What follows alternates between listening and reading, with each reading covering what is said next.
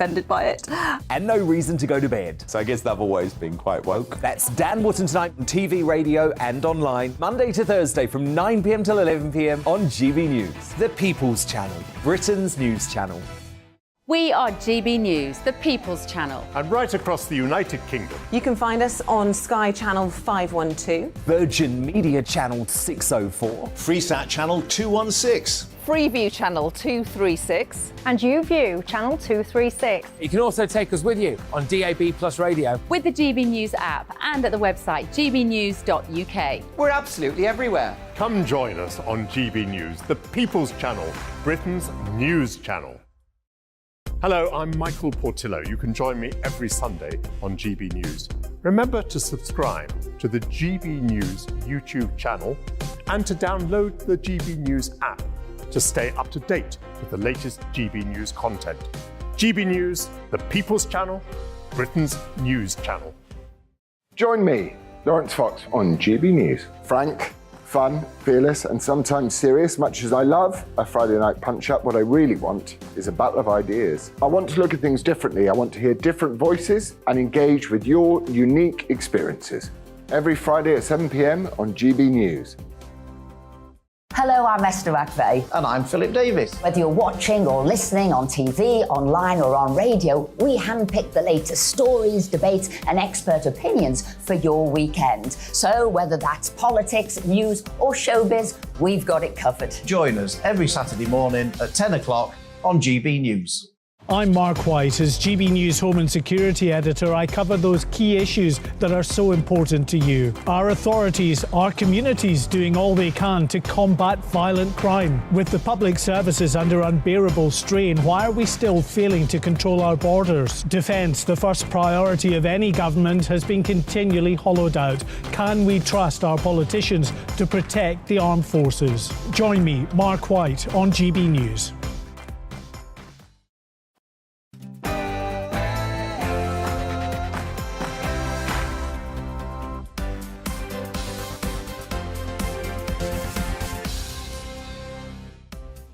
Good morning and welcome to Friday Morning with Esther and Phil here on GB News, and it's a busy show today. As Rishi Sunak goes to France, is he capable of sorting out the small boats coming across the channel?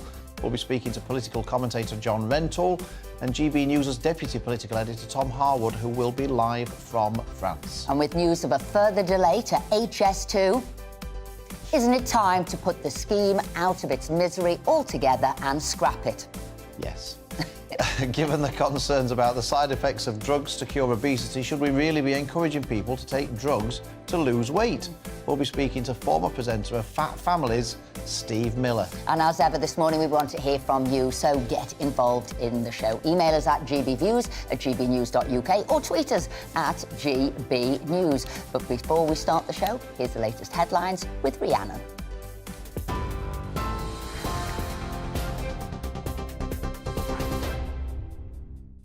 Thank you, Esther. Good morning. It's 1 minute past 10. Your top stories from the GB newsroom. The Prime Minister has arrived in Paris and has met up with French President Emmanuel Macron. He's there for the first Anglo-French summit in 5 years.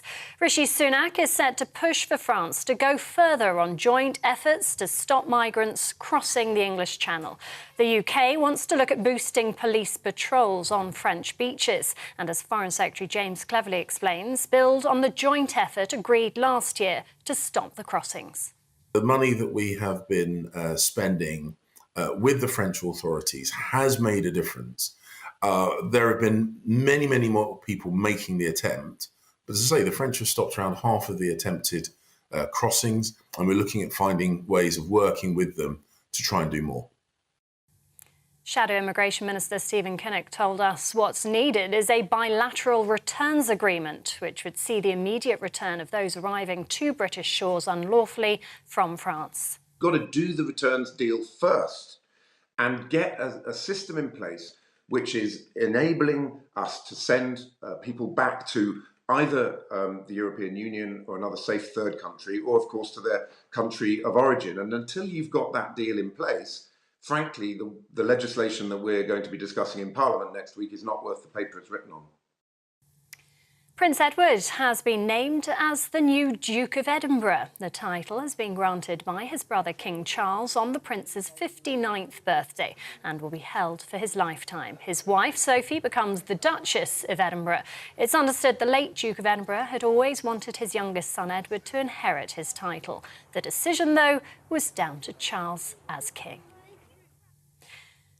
The UK economy grew by 0.3% in January. The latest data from the Office for National Statistics shows a bounce back from the large fall seen in December last year.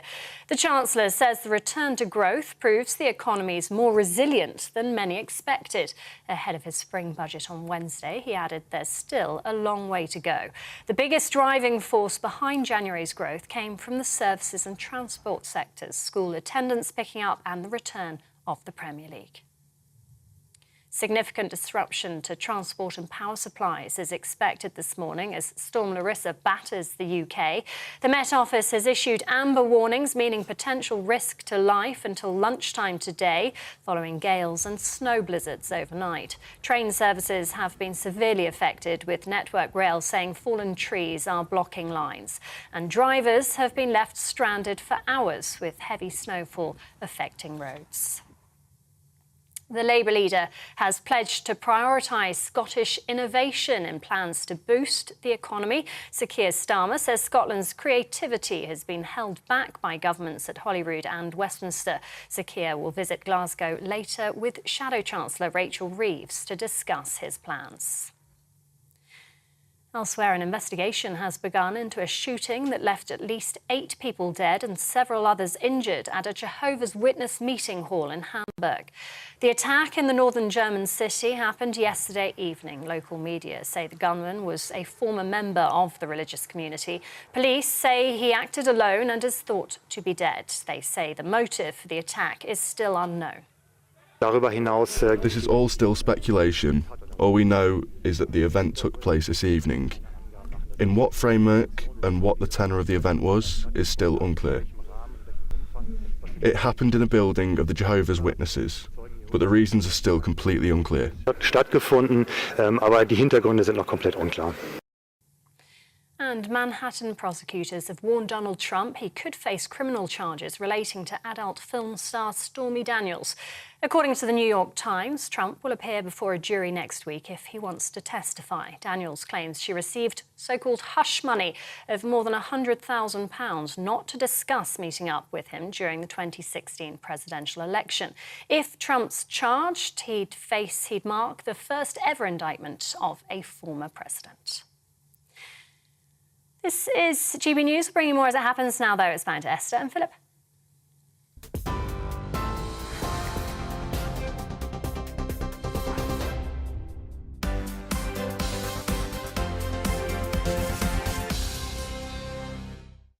Thanks, Rhiannon. Now, we're joined throughout the show today by political correspondent for The Guardian, Aubrey Allegretti, and former Brexit Party MEP Belinda de Lucy. Do you know what? I have to say, today's presenters' friends have got the best names ever. I have to say that. Good morning to both of you. We're looking through the papers and we've got some big stories, obviously, that are breaking and that are happening right now.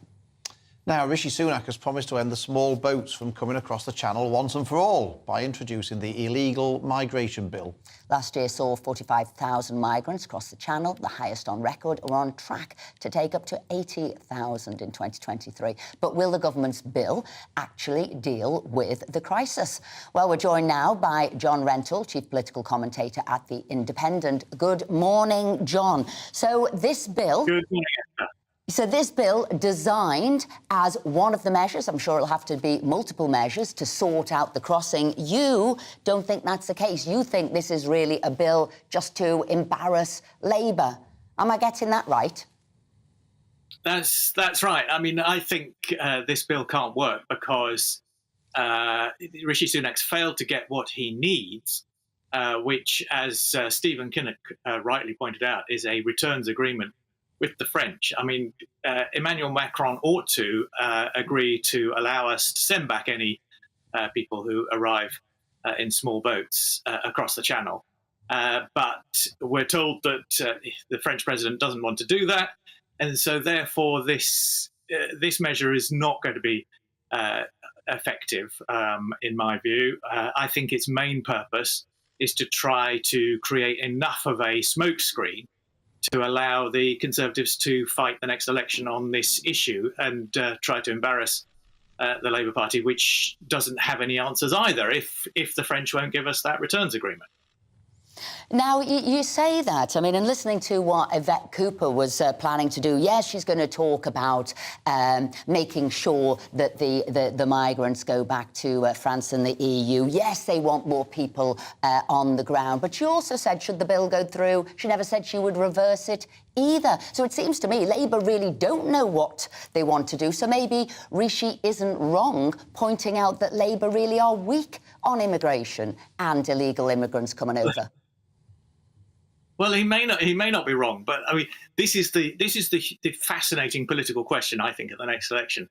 Are the British public so fed up with the failure of the Conservative government to get a grip on this issue that they will vote Labour, even though they don't think that Labour would be any better? They just want to punish the Conservatives, or will it come to the point where people think, well, you know, if I care about this issue, who do I really think is more likely to sort it out, Labour or the Conservatives? But actually, you know, polling suggests, including polling for a rival. Sorry. You're allowed to say it. We believe in freedom of speech, John. You say what you want to say there. No, this is actually polling for GB News, which suggests that actually the British public don't believe either Rishi Sunak or Keir Starmer has got the answers.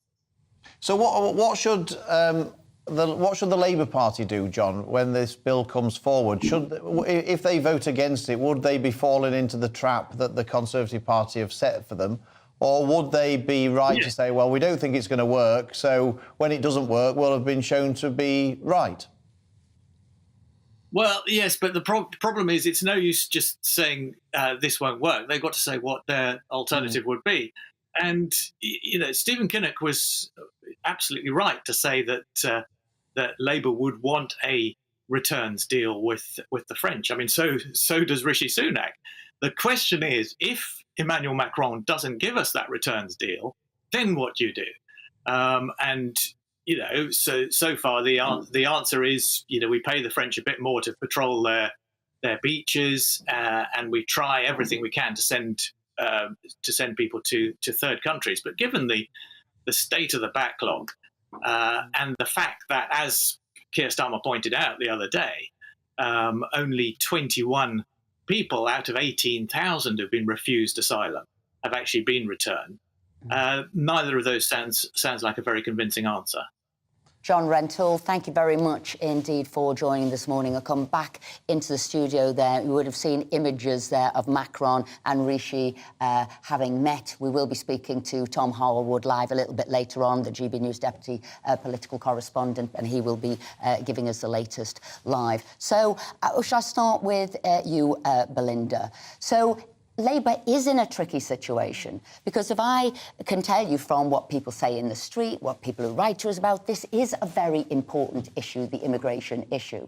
Yes, it is. And as far as I've heard, Labour's only response is, more safe and legal routes. And that's how you will stop the boats. Well, that means tens of millions of people possibly coming to our country. There are many countries around the world that are at war and have conflict. I think 14 countries at the moment are involved in some kind of civil war, conflict or terrorist uprising. You've got 68 countries around the world where homosexuality is illegal. There were millions of people who could be eligible for asylum if they go down that route. Suella Braverman said 100 million 100 million people. Do you support what the government's doing then, Belinda? I worry that they're not focusing enough on how easy it is to claim asylum in the UK. The carrot is still dangling. I agree with the French mayor, actually, who put it very well and said that illegal immigrants are coming over to the UK because it's like the El Dorado. We spend much more on supporting migrants here than France, 3 times as much more. We have a much lower eligibility for asylum claims in the UK as the French do, and it's not always about international law. For example, Japan is a signatory to the Refugee Convention, but only accepts 100 asylum seekers a year. The UK UK interprets the Refugee Convention much more laxly. They allow pretty much anyone in the country who says they're asylum seeker. Aubrey, I mean, this is where the Labour coalition fell apart, really, over things like immigration, Brexit, this type of thing, where they were trying to keep the former sort of working-class traditional Labour voters on side at the same time as the sort of big city metropolitan people. Is this a problem for the Labour Party, or do you think they can just sit back and say, this isn't going to work? When it doesn't work, it's the government's going to be the ones who are going to get all the flack, and it doesn't really matter what our stance was?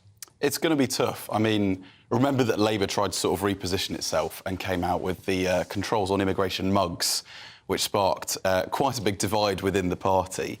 So Rishi Sunak set a very, very high bar for himself. Let's not be coy about that. Stop the boats is completely unambiguous. That's quite a big target when you've got about 45,000 people coming over every year and no other return agreements in place other than Rwanda, and even that isn't up and running yet. So I think the risk is that he's created a bar that is too high to clear in the immediate term, and that means that Labour can point to it and say, yet again, that you're promising that there's going to be new legislation that fixes this issue, which we've all heard before. You'll remember the debate over the Nationality and Borders Bill. And that will be easy, I think, for Labour to sort of snipe from the sidelines and say this isn't going to work on practical grounds, but it needs to start positioning itself better and explaining with who these returns agreements should be and how they're going to operate. And they are going to vote against this on Monday. It's coming up. This bill's coming up in the House of Commons on Monday. I'm right in thinking, aren't I, that Labour are going to vote against this bill? I'm not sure what we've heard categorically yet. I mean, Yvette Cooper has obviously sort of tried to pour scorn rather on the practicalities of the bill rather than the aims of it, OK? We're not talking about just necessarily trying to stop people coming here. We're also talking about trying to stop people endangering their lives by crossing the channel. That's the point that hasn't been addressed properly. Right, you'll be staying with us. Lots more to talk about. And interesting was, I think, a point John Rentoul touched on. You know, will the public be pleased that we're doing something because they desperately want something done? Or will they go, oh, shrug the shoulders, something else that's going nowhere? And that is a big issue. But look, something else, I tell you, my eyes roll every time I say it. The government has announced that sections of HS2, yes, those are the words that make my eyes roll, HS2, will be paused in an attempt to cut costs in another damning blow against the controversial rail project. The cost of the project is currently far outstripping the original projection of around £35 billion. Well, we're joined now by journalist and railway historian Christian Wolmer. Hello, Christian. I have to say, for me, it's like death by a thousand cuts. Don't they just need now to put HS2 to bed, scrap it all together? Well, that's a difficult one, Esther.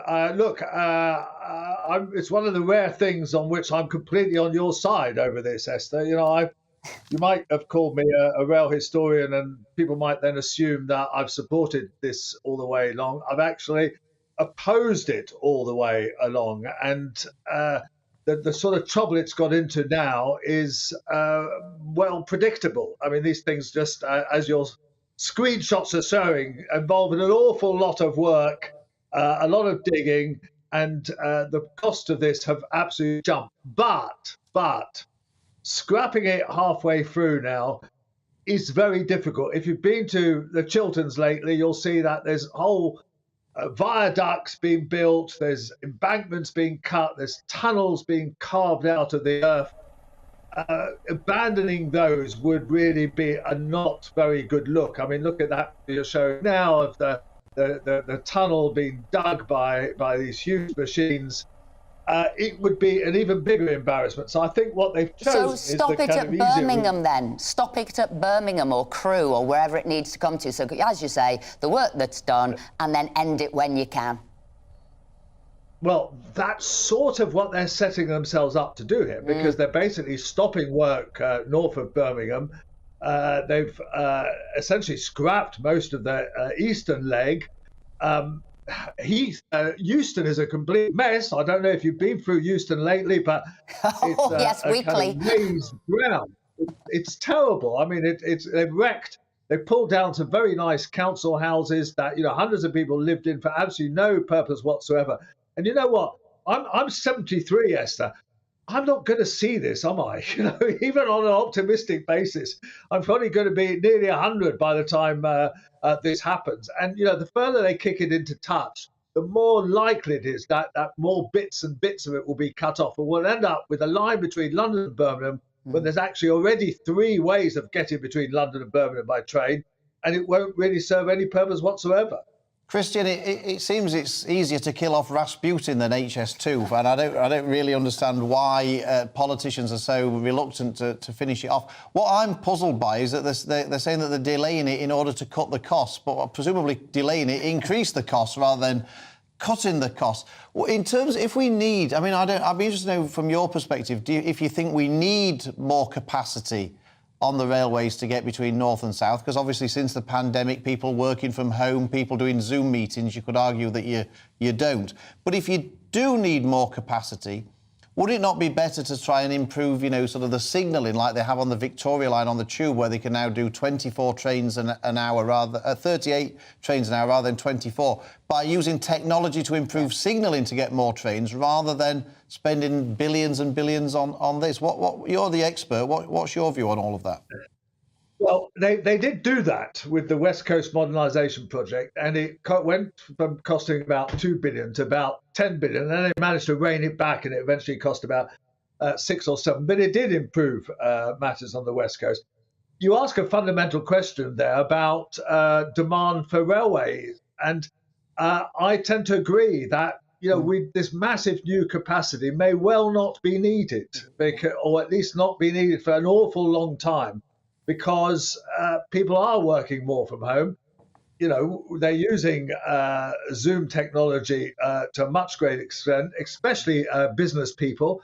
The growth has been in leisure travel, but that can be spread out during the day. So certainly there's a big question mark. I must say, if you try to recalculate the business case for it now, I suspect you'd get a negative benefit cost ratio. In other words, every pound spent on it would actually generate less money in benefits than it costs. And that's absolutely ludicrous. There's so many things we could do to improve the infrastructure across this country. I mean, just think, in France, they have about 20 towns with tram systems, which have been shown to be enormously beneficial, particularly to people on low incomes, as a way of getting around towns cleanly and environmentally friendly way. Christian Walmer, we're going to talk about that now. What could that money be better spent on in transport across the country? Thank you very much indeed there for joining us. A point he brought up there about the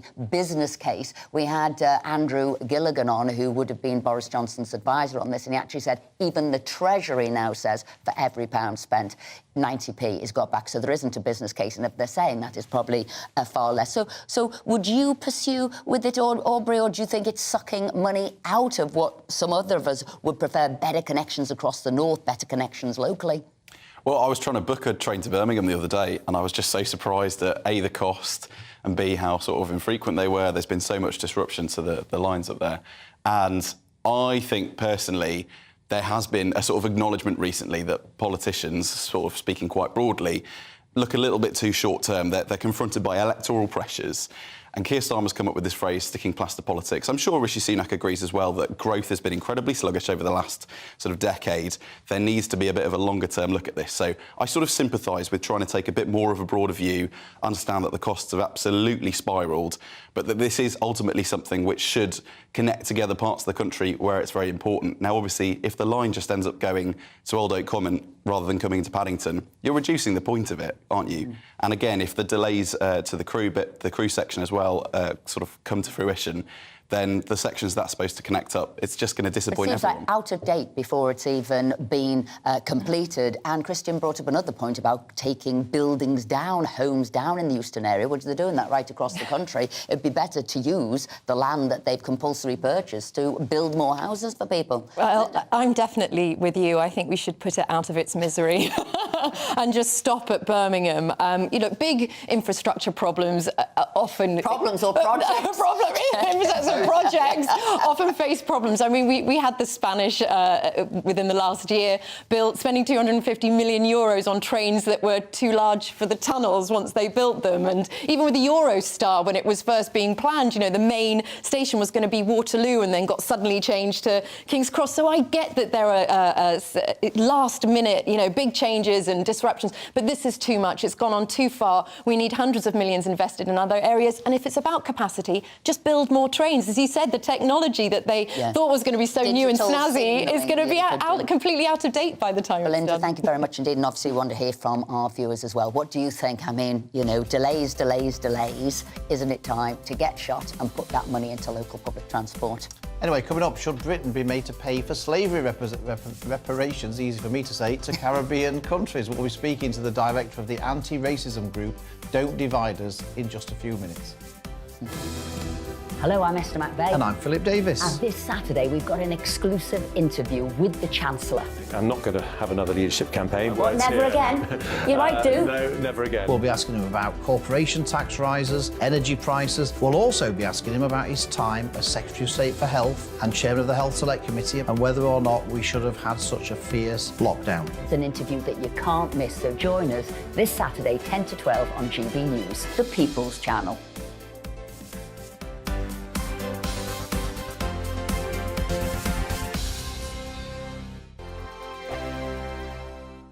Monday to Thursday nights on GB News. At 6, it's Dubes & Co. 7 o'clock, Farage. At 8, join Jacob Rees-Mogg. And at 9, Dan Wootton Tonight, followed by Headliners. On TV, radio and online. This is GB News. It's all about family, being in people's living rooms, all the interaction and getting to know who our viewers and listeners are. When I was young, my dad used to say, Nana, stop arguing. I wanted an outlet that would enable me to give my opinion.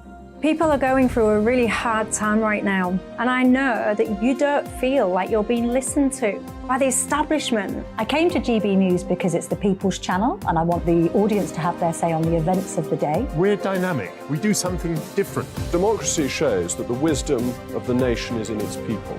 I get to travel, sort of find out what the story is from a personal perspective. The British people aren't fools. We know when we're not being told the full story. We've got to work out how Britain moves forward from this. It's the best country in the world. The establishment had their chance. Now we're here to represent your views.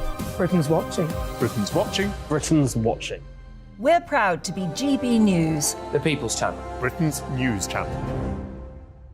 Join me, Patrick Christie's, Monday to Friday, 3 till 6. We tackle the day's news agenda like you've never seen before. It's high tempo, high octane, the most controversial topics, and the best guests. You will not be able to take your eyes and ears off it. I'm not afraid to ask the questions that you really want answered. 3 till 6 p.m, Monday to Friday on GB News, the People's Channel, Britain's news channel. I'm Andrew Doyle. Join me at 7 o'clock every Sunday night for Free Speech Nation, the show where I tackle the week's biggest stories in politics and current affairs with the help of my 2 comedian panellists and a variety of special guests. Free Speech Nation, Sunday nights from 7 on GB News, the People's Channel, Britain's news channel.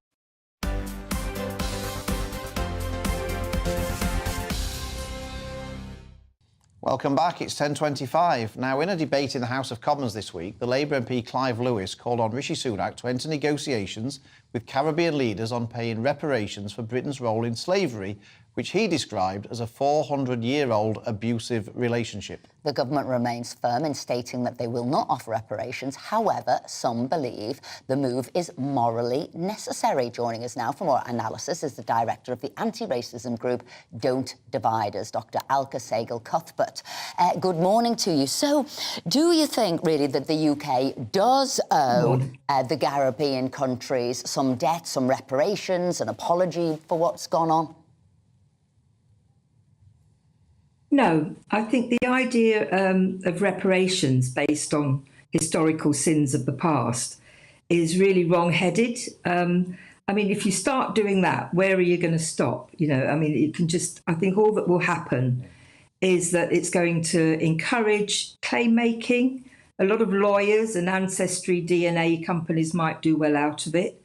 But the people whose lives most need improving today, it's not going to do anything for them. I mean, I think the potential consequences of it are going to be could be quite horrible, really. Can you imagine sort of families kind of ransacking their personal histories to see whether they have got any kind of descendant of slavery and making claims? And what if you're mixed race, and sort of, I'm from India. One half of my family did very well out of the Raj. Another half was kind of really disrupted through partition. So, I mean, you can just see how kind of in psychosocial terms, it's an utter disaster. So in the seas of greater division going forward. Yeah.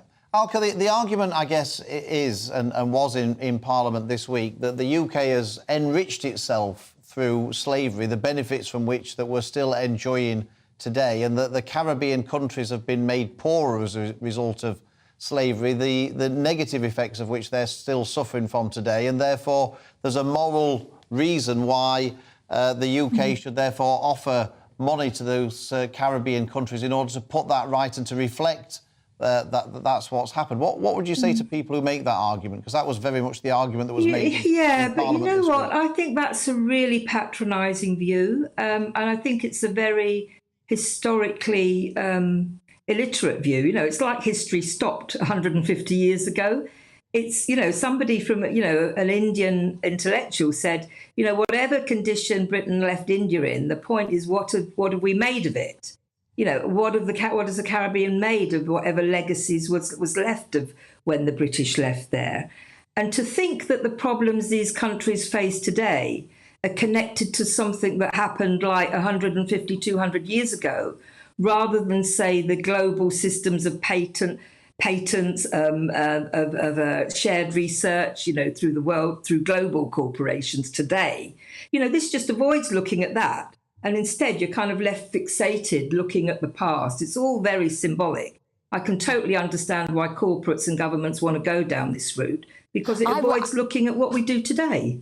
I was looking at individuals who've decided to pay over reparations. You saw sort of Laura Trevelyan's family. Now she's a sort of BBC sort of America correspondent, but their family had plantations. And she's saying personally she's going to hand over £100,000 and she's going to sign an apology. Now, in a way, I think if an individual wants to do that or set up a charitable foundation, would you have a problem with that? No. Because I'm a Democrat and I rather like freedom, and if an individual wants to do that, then they should be free to do so. But the problem is when you then start making claims for the whole of society and for governments and institutions to start, you know, basically selectively using history in a way that kind of makes it a political weapon to demand that people today who had nothing to do with the sins of yesterday pay money to people who were not victims of the sins of yesterday. I mean, that needs a very, very strong justification, and I don't think we've got it. So I don't think we should be doing it.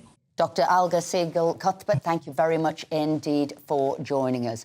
I think fair point, sir. I mean, I thought that if an individual wants to set up a foundation, support somebody, set up a reparation education trust or anything, that's entirely up to them. But again, for the government to do it on behalf of everybody, Aubrey, what do you think? Yeah, I mean, obviously, it seems sensible that somebody who has historic ties can kind of make this decision and use their own money and spend it however they like. Exactly. So I think that the difference will be that if you're trying... Clive Lewis was saying this is no longer a sort of fringe issue, but I don't know how greatly this resonates with the sort of general public, particularly when there are pressures on people like the cost of living. Yeah, is it all about politicians? This isn't really from the people. They're probably thinking, what is he talking about, It's not Clive? from the people at all. What Clive Lewis is suggesting is divisive. It's impossible to implement. This is absolutely a ridiculous argument. It'd be like women saying, right, all you men in England owe us for centuries of oppression and excluding us from education. We'd be much richer now if it wasn't for your oppression. I don't ask all you chaps to get into your pockets and give us ladies a bit of money for what you ask, because we're not victims. Belinda, you've come up with a cracking idea. Let's do that. Let's make a few bob on the back of it. Is that what it's about? It's about money and not actually the point. I always think it's good that politicians will always apologise for something that they didn't do, but they never want to apologise for something that they actually did do. Well, look, coming up, schools in England are experiencing a huge amount of pupil absence on Fridays in particular. Are you somebody bunking off school now and watching our programme, because this is the day you're meant to be doing it? But why is that? We'll be speaking to an educationist in just a few minutes' time.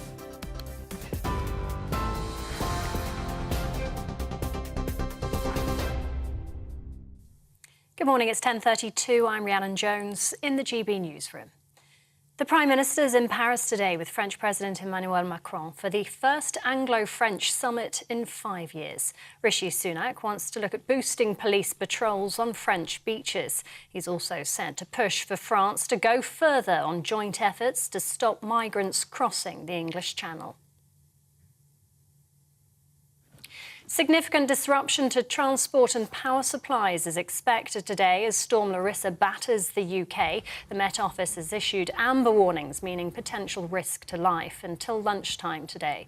Following gales and snow blizzards overnight, train services have been severely affected, with Network Rail saying fallen trees are blocking lines. Drivers have been left stranded for hours, with heavy snowfall affecting roads.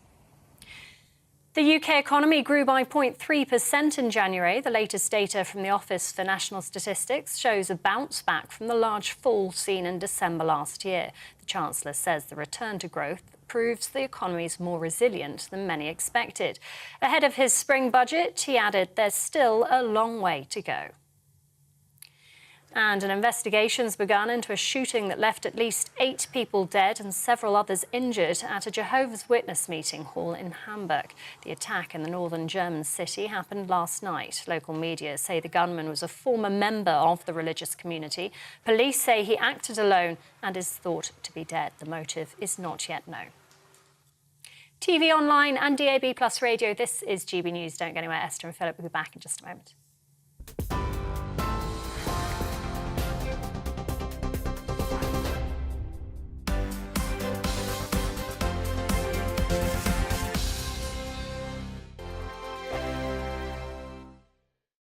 I joined GB News because I was sick and tired of not hearing my views being represented, not just mine, but so many people that I knew and spoke to. I just couldn't get my voice out there. I couldn't say anything. I couldn't do anything. Whatever the narrative was, I kind of had to follow it. GB News is there to provide a voice for those who have been ignored by the establishment media. We think different things. We've got a different style. GB News is here to be optimistic and positive about the future. It's real kind of dynamic and flowing, with the audience very much at the heart of it, like a big family. Here at GB News, we talk about the things that matter to you. Hearing the voices from right across our towns and cities, especially our towns. All sides of the argument represented with a heavy dose of opinion. We're on a mission here to make a difference. And the GB News family really is here for you, and whatever time of day you can watch or listen. Britain's watching. Britain's watching.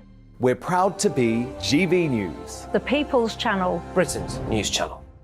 Hello, I'm Michelle Dewberry, and you can join me every weekday 6 till 7 on Jubes and Co. You're an inspiration to us all. Clip that bit up. Well, you are. That's my ringtone. My political ambitions those days are gone, I can tell you. She's only teasing. Go on. He's probably going to want to lay down now. I'll give him 2 minutes to have one. Let's respectfully disagree. That's what we like. Absolutely. On Jubes and Co. Come and join us. GB News, the People's Channel. Michelle Dewberry, weekday evenings at 6 o'clock. Westminster is going around in ever-decreasing circles, followed by the media. Britain is broken. How on earth did we get into this mess? But more importantly, how do we get out of it? Join me at 7 p.m, Mondays to Thursdays on Farage, here on GB News. We will have open, rational debate. We've got to work out how Britain moves forward from this. Join us here on GB News, the People's Channel. Britain is watching.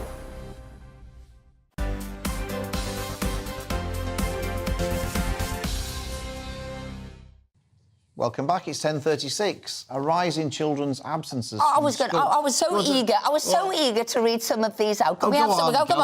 Go on. This one, Billy here. These are your views on HS2. Only because you agree with Esther. That's all the reason why she wants to read them out. HS2, says Billy, is the biggest white elephant project ever. Money could have been used for updating our existing lines, updating our stations, absolutely. Oh, and to level up the UK, maybe make Birmingham the capital, and maybe more money would be invested in the north and not always to London. So and Denny says by the time it's up and running, if ever, it will be obsolete anyway. I think there's a lot of truth in that. Yeah, Dennis. And whilst I'm a supporter, James, of HS2, campaigners don't know that actually presently a train leaves Manchester, Piccadilly every 20 minutes. I doubt HS2 will improve on that. So what are we getting for all the money spent? Loving your views today. Yeah, Send more in. Because they agree with you. Yeah. Now, nothing wrong with that. As we were, a rise in children's absences from school on Fridays might be down to parents working from home, according to the Children's Commission. Analysis of attendance data, both before and after COVID-19, from a number of schools suggests some pupils are now not going to school on Fridays, a trend that did not exist before the pandemic. Well, we're now joined by educationalist Frances Gilbert. Good morning, Frances. Now, I think, to me, this is shocking. I believe in social mobility, extending opportunities, and I believe the way you do that is to have as much education as possible. So what is happening and why is it happening?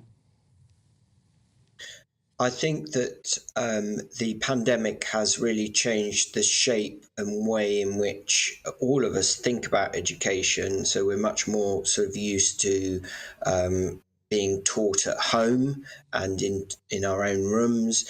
And this has also influenced parents thinking it's acceptable to have their child at home on Fridays, particularly, maybe take a long weekend, and they don't actually see the vital importance of children going to school for the full amount of time, the social educational importance of going to school.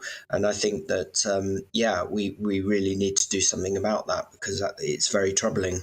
I agree. Frances, it also seems to me to drive a coach and horses through this idea that people are more productive working from home. If they're wanting the kids to be with them at home while they're supposedly working from home, it doesn't really say for how productive they're going to be when they're there. So this is a bigger issue than just the education, although important though that is. This also rather suggests that working from home isn't all it's cracked up to be either.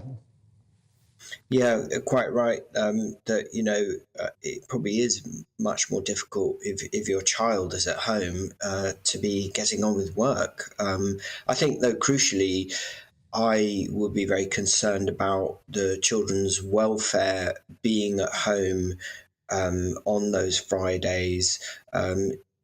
Vital sort of social, emotional, spiritual kind of education takes place in schools, and of course the actual learning itself they're missing out on, and they're missing out on sort of socializing with their peers as well. But parents, really if parents are saying you can take Friday off, I mean, there could be a deeper question they're asking there. They must be saying we don't think schools are doing that much. They're not teaching them that much. They're not learning that much. Maybe it's a negative influence. And for some people, we've heard now about the sex and relationship education. Maybe they don't like that. Maybe they don't like some of the things that they're hearing in school. Could it be to do with that? Or is it just that kids and parents are holding hands up a Friday and watching the telly? What do you think it is? Do you think it's something they've chosen to do because they don't think schools are good? Well, it's probably a mix of all of those things, isn't it? I think, as we said before, the pandemic changed attitudes towards school, and it made, parents perhaps feel that they could take more charge of their children's education. Of course, they're not trained teachers. They don't know what they're doing. And there's also really vital social, psychological stuff that happens when children are with other children in a classroom, that, teachers supervising that and help educating their students. That is really vital cognitive development that the pupils need to have. And so I do think it is disturbing that, increasing numbers are staying at home. Of course, it is also against the law unless you have a sort of homeschooling schedule set up for your child. You have to send your child to school. Yeah, Francis, just on that. Do parents not get fined if they don't send them? I mean, should they, in this situation, is the parent not getting fined? I thought parents got fined if they didn't send the kids to school. Yeah, I mean, it depends on the local authority, what they've got in place, and the actual school and the head teacher. I think head teachers generally, having, encountered this situation quite a lot, are reluctant to go down the fines route. It can create really bad feelings. I think that the first step is to take, positive action and say this is unacceptable, obviously, and really, in 99% of cases, the parents do, pull up their socks and get their child into school. And then in the very small proportion where there is a significant problem with children not being able to get into school, often social services have to get involved. Francis Gilbert. Thank you very much indeed there. Quick question to both of us here. I do work in school. I do help do careers guidance. And when Francis there was saying that kids can learn at school, they thought they've done that during lockdown, I'm amazed how many of them can't do education online. We're not really set up to do that. No, my kids barely learnt a thing during lockdown online. Their attention span for staring at a screen and a teacher's lack of sort of interest and passion staring at a screen back, it just doesn't work. I think the less time children spend on their derrieres, the better, and sitting on the sofa or in their bedroom video gaming. It's the last thing these kids need. And in fact, for many children, Friday afternoons are sport. That is the chance that kids get to grab their kit and run around with others. And now more than ever, they need that discipline, comradeship and exercise outdoors. So I think parents should be fined if their children don't attend school. And when you're hearing that, 818,000 of the 1.6 million children who were persistently absent during the autumn terms 21-22 were off school for another reason rather than illness, what are these parents doing? I know, well, I mean, there were lots of Fridays when, as a kid, I would have quite liked to have not dragged myself up at 7 a.m. in the morning and gone into school, so I sympathise with them. But having said that, I think the point about the sort of cognitive and behavioural skills that got completely lost during the pandemic is so important. You can't put a price on that. And again, with the learning aspect, there is this fear, I think the Centre for Social Justice was saying, that there is a concern that sort of activities that people really enjoy, like music and sport, which sometimes reserved for sort of Friday afternoons, are being squeezed out. So they're going to lose all that as well. And then we've seen these TikTok sort of protests at school, and there is an element, well, if teachers can take a day off for strike action, well, then so can we. If mum and dad are only going to work 3 days a week. But that is wrong. Children are children, and adults should be telling them what to do. Or is that just me as some sort of strict disciplinarian? You're a hardliner. No, I'm with you, Esther, absolutely. Well, we also know that you're a hardliner. Yeah. Are you a hardliner on this, Aubrey? Don't let me down. I'll come behind you, why not? Now, weight loss. Now, this is... I tell you, there's so many things. The weight loss injectable drug, Wegovy, is set to be sold via high street chemists in Britain. The so-called miracle cure for obesity has already become no such popular. thing as a miracle cure, just let you know. No such oh, no. She's always telling me I'm fat every day. She tells me I'm fat, and now she's telling me there's no miracle cure for... There is a bit of exercise and eating less. Oh, I tell you. It's already, anyway, it's already become popular among celebrities, although some doctors have shared their concerns over potential side effects. Well, we're joined now by the former presenter of Fat Families, Steve Miller. So where are you on the argument, Steve? I can't believe that we're now saying to people, here's some more drugs, take drugs, have an injection to lose weight. Where are you? Where do you stand? Oh, I'm growling like mad. Every time I hear that word, Wegovy, I am growling.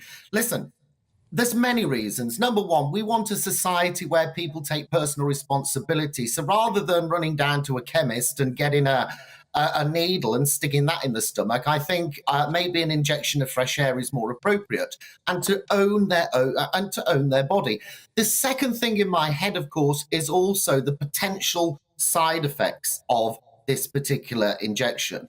And they are potential. I always emphasize that word potential, which include thyroid tumours, including cancer. Recent research also tells us that there is a potential to have real serious complications with your intestines as well if you do decide to take this drug. Now, these are potential side effects, so we have to be fair. But in the context of this discussion, Esther, this is one prick I would never have. I mean, and you, Philip? Well, obviously he's nearly silenced me. He's nearly silenced me there. But Steve, just put in the other case, I'm presuming these drugs have been authorised by regulators in the UK, in the US, in the EU. And if as long as people are warned in advance about the potential side effects and the problems, surely then it's their free choice if they want to take those risks and taking everything into account. Would you say that they should be free to choose this if they want to? Oh, absolutely. I mean, I'm not into literally muzzling people. People have the right to decide. And if they want to take the risk, then that's their decision. Personally, it's not something I would be advocating at all. I think people are much better if they're doing it the natural way and they're to change their lifestyle, eating 80% well, 20% a bit of what you fancy, and actually start feeding this rather than this all the time. When that's active, that does less work. Steve, what would you say? People might say, well, you've sort of made a bit of a career out of fat-shaming people. They might say, well, you're partly responsible for this, but, by fat-shaming people, it makes them sort of desperate to do something on a get slim quick basis and to do these kind of things. Do you think that your fat-shaming is responsible for people going to more desperate measures to lose weight? Well, it depends what you mean by fat shaming. But if you're saying to me this morning, am I actually saying being fat is wrong? Absolutely, I am. And I'm proud of saying that because of the consequences of being too fat. And as for all of these plus size people who have gone from the catwalk to the fat walk, I have two words for them: fat off. But there does seem a whole array of things people can do and get, I don't know, quick anything schemes I've never thought work, whether it's get rich quick, whether it's get slim quick, they don't work. So people have had gastric bands, they've had gastric sleeves, they've now got this injection. Now, I was reading about somebody who's taken these injections on it for 2 years. So it's not a week or a couple of months or whatever in your lifetime. It seems to me you could be on them forever, because when she came off, she put the weight back on. So we're pumping people with drugs potentially forever. So the only winners here is the pharmaceutical industry. I want to give you a big kiss for saying that. Oh, go on, just here. Right. And you're perfectly safe with someone like me. What I would say, you're right, though, on a serious note, we need to deal with the cause of obesity, and the individual needs to do that. Deal with the cause, not just the symptom. And one of the best ways of doing that, I am a big advocate of hypnotherapy and strong, tailored hypnosis for the individual to get their head in the right place. It really is a case of mind over platter. Really Steve, we'll end there. Thank you very much indeed. Now, I'm going to bring Belinda in, because you have got friends who are using this at the head of the curve, as it were. Oh, well, literally, head of the bulge Head of the rather than curves. Yeah. Well, look, I'm a little bit softer than Steve on the whole issue. I think you're living in cloud cuckoo land if you think just by telling people to eat less and exercise more, it's all going to go away. Obesity costs the NHS £6.7 billion. It's due to go up to £9 billion Okay, so how much by are these injections going to cost them? 130 a month. However, what I would say 130 what? pounds, sorry, 130 pounds a month for the injections is what I've heard. Okay. But I would say, in the 3 people I know very well who have had to go on them for weight loss reasons, because you do have to be a certain size. There are loads of people on these. Well, I know. We love our food in our family. Elon Musk, who's the other one? No, exactly. But they've had great, amazing effects on it. And yes, there may be side effects, but your doctor goes through it all with you before they prescribe it. They don't give it to people who are vulnerable. And they also, they look at how the drug affects you and decide whether they put you on or take you off. But it is amazing. It's been a game changer for these people. And I do think we have to be a little bit kinder. We are not in a world that is very nice to overweight people. And we've created a world of lack of labour. So is this better than the gastric band? Or I would say, or whatever those intrusive surgery procedures were? Which carry huge risks. They do. So yes, I do think it's better, and I've only seen good come out of it. Was it men or women on the injection? 2 women, 1 man. OK, Aubrey. Maybe I'll be a test study as well. No, you don't need to. You're a slim... No, exactly. I'm the only fat one on the panel. No. So anyway, I'm just concerned that this, again, is just a big pharmaceutical wheeze, as it were. I mean, this then is going to be paid for by the state. People who are thinking they're fat are on them. Yeah, everybody's just looking at me. What are you looking at me for? Oh, OK. Anyway... As if I need to be on them. No, you just need to do a little bit of exercise. Thanks. Honestly, you keep saying I'm saying this about... No, I don't. I think you're slim. You just need to do a bit of exercise. Thanks. Well, they do say that this isn't supposed to be a replacement for activities like eating healthily and getting exercise. You're supposed to be able to maintain those alongside the jab. And you are meant to do them, but whether people do, you're quite right that you're meant to do it alongside. Anyway, look, moving on to Buckingham Palace, yes, has officially updated the royal family's website to reflect the Duke and Duchess's Sussex's children's new titles. Previously known as Master Archie and Miss Lilibet, the succession page on the website now lists the children as Prince Archie and Princess Lilibet of Sussex. This follows the announcements of Lilibet's christenings earlier this week in LA. Well, joining us now to discuss this is showbiz reporter and other things too, Kinsey Schofield. Thank you for being with us. But I have to say, there's only one word that springs to my mind: hypocrites.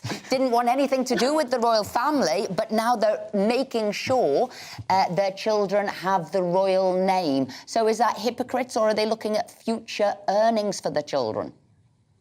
Well, I mean, I do think that this is money motivated. Good morning to you.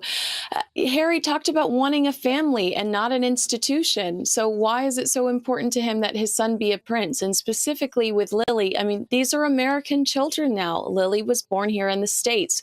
What is she the princess of? Because Americans fought a war to not have to acknowledge royals. So I don't really understand what the objective is unless it's monetary.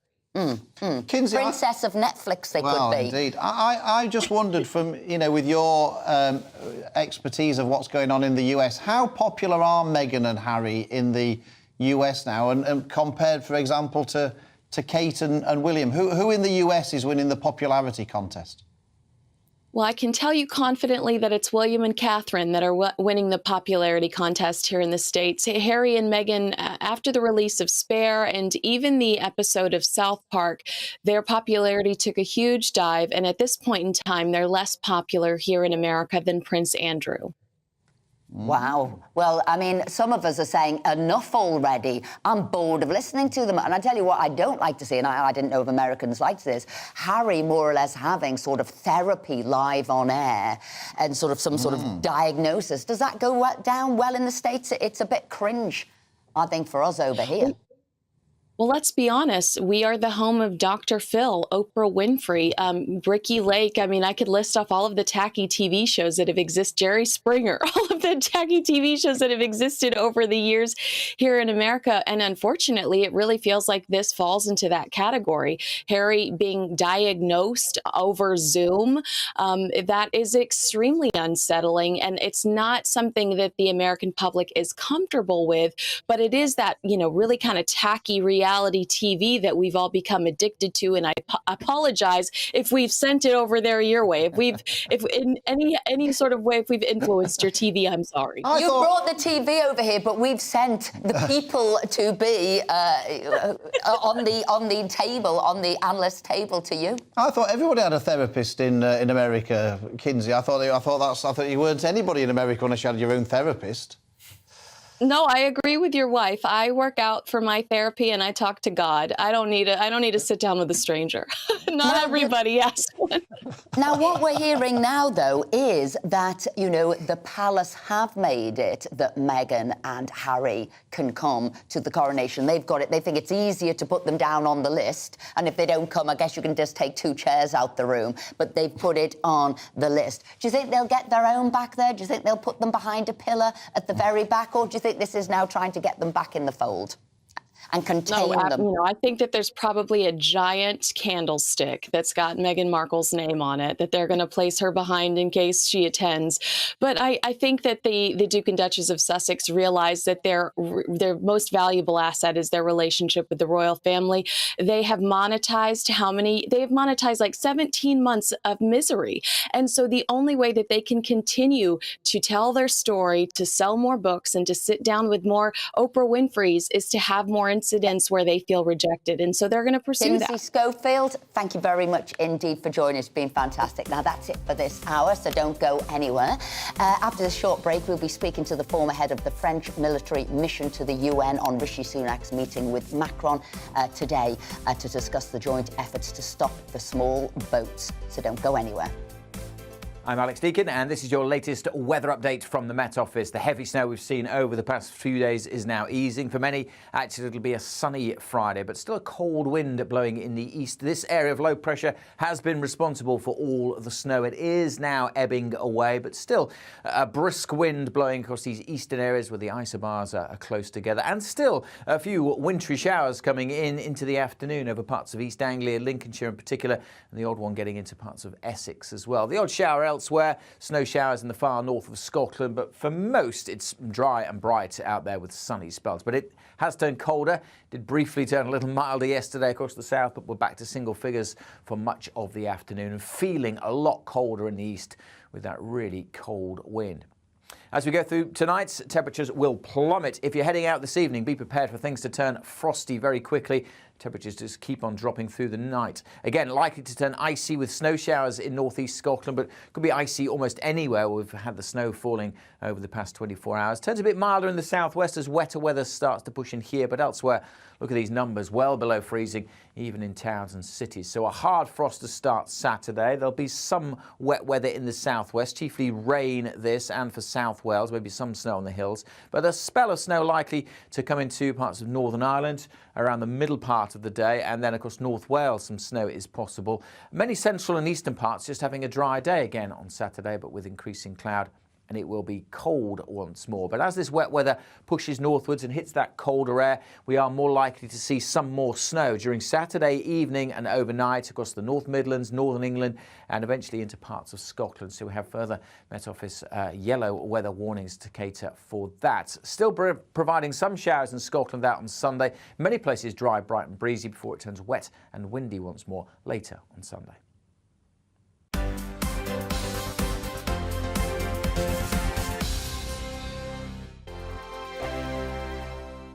First and foremost, I am a GB News fan, and I was before I was working here. Just love the fact that we're asking the questions that a lot of establishment media won't ask. With a bit of a twist, we not only want to inform you, but we want to keep you entertained. It's worth the drive because you get in and the team's all ready and waiting, they're itching to go, and it's a proper little family. GB News is the People's Channel. It's the audience that makes the programme sing. We're giving our viewers and our listeners a voice. I see the thousands of your letters, tweets, emails, you name it, coming in. Britain is broken. How on earth did we get into this mess? But more importantly, how do we get out of it? The establishment had their chance. Now we're here to represent you. It's time for something different. It's time for GB News. I'm very patriotic. I believe in Britain. Our best days lie ahead. Britain's watching. Britain's watching. Join us here on GB News. The People's Channel. Britain's news channel. Monday to Thursday, 9 p.m. till 11 p.m. Join me, Dan Wootton. I'll bring you the sharpest takes and hottest debates. Do you not believe in prisons? I don't believe in prisons. I'm completely stunned. I guarantee you there'll be no spin, no bias, no censorship. I actually was personally quite offended by it. And no reason to go to bed. So I guess they've always been quite woke. That's Dan Wootton tonight on TV, radio and online. Monday to Thursday from 9 p.m. till 11 p.m. on GB News. The People's Channel, Britain's news channel. I'm Simon Evans. Join me on GB News for Headliners at 11 p.m. What's the scoop? I'll be joined by two of the country's top comedians. That's right. As we take a look at tomorrow's newspapers tonight. We're going to get into trouble. If it's a big story, we'll be covering it. Spill some tea on him. There we go. But we'll also have some fun. I wouldn't stick up a bank. My father didn't love me. So anyway. Headliners every night from 11 on GB News, the People's Channel, Britain's news channel.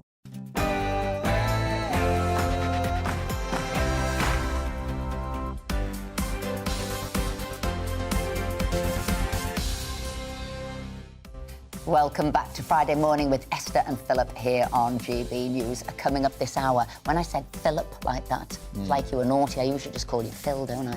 In fact, I don't. I'll tell you what I call him. Oh, here we go. P. Diddy. Oh, yeah. Well, amongst other things. We'll not get into that, though.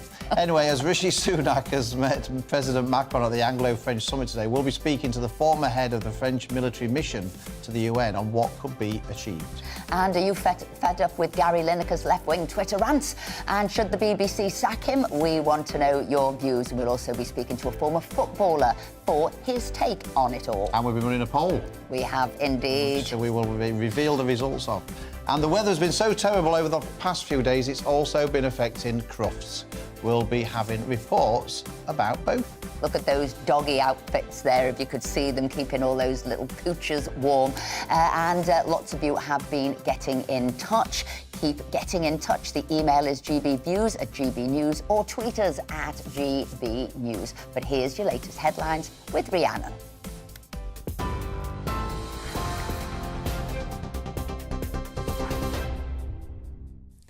Esther, thank you. It's 1 minute past 11, your top stories from the GB newsroom.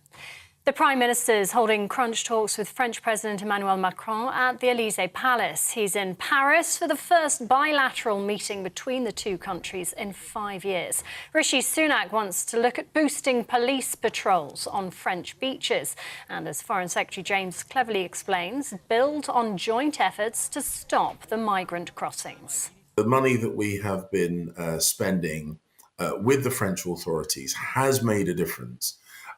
There have been many, many more people making the attempt.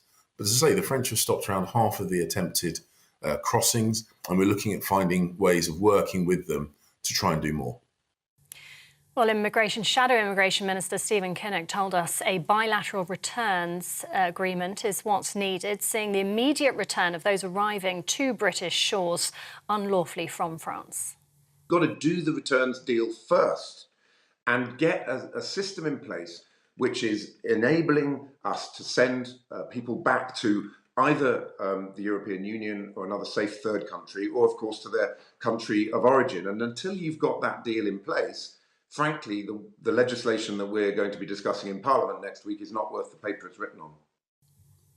Prince Edward has been named as the new Duke of Edinburgh. The title's being granted by his brother King Charles on the Prince's 59th birthday and will be held for his lifetime. His wife Sophie becomes the Duchess of Edinburgh, and it's understood the late Duke of Edinburgh had always wanted his youngest son Edward to inherit his title. The decision, though, was down to Charles as king.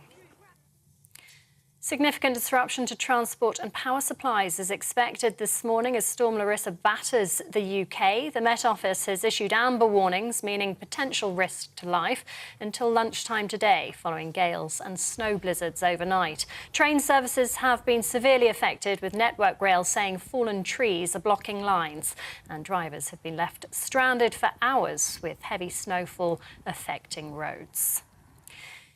The UK economy grew by 0.3% in January. The latest data from the Office for National Statistics shows a bounce back from the fall seen in December last year. The Chancellor says the return to growth proves the economy is more resilient than many expected. Ahead of his spring budget on Wednesday, he's added there's still a long way to go. The ONS says school attendance picking up and the return of the Premier League were among the reasons behind January's growth. The Labour leader has pledged to prioritise Scottish innovation in plans to boost the economy. Sir Keir Starmer says Scotland's creativity has been held back by governments at Holyrood and Westminster. Sir Keir will visit Glasgow later with Shadow Chancellor Rachel Reeves to discuss his plans. Elsewhere, an investigation has begun into a shooting that left at least 8 people dead and several others injured in Hamburg. The attack happened at a Jehovah's Witness meeting hall in the northern German city last night. Local media say the gunman was a former member of the religious community. Police say he acted alone and is thought to be dead. The motive is not yet known. This is all still speculation. All we know is that the event took place this evening. In what framework and what the tenor of the event was is still unclear. It happened in a building of the Jehovah's Witnesses, but the reasons are still completely unclear. Stattgefunden, aber die Hintergründe sind noch komplett unklar. This is GB News. We'll bring you more as it happens now, though. It's back to Esther and Philip.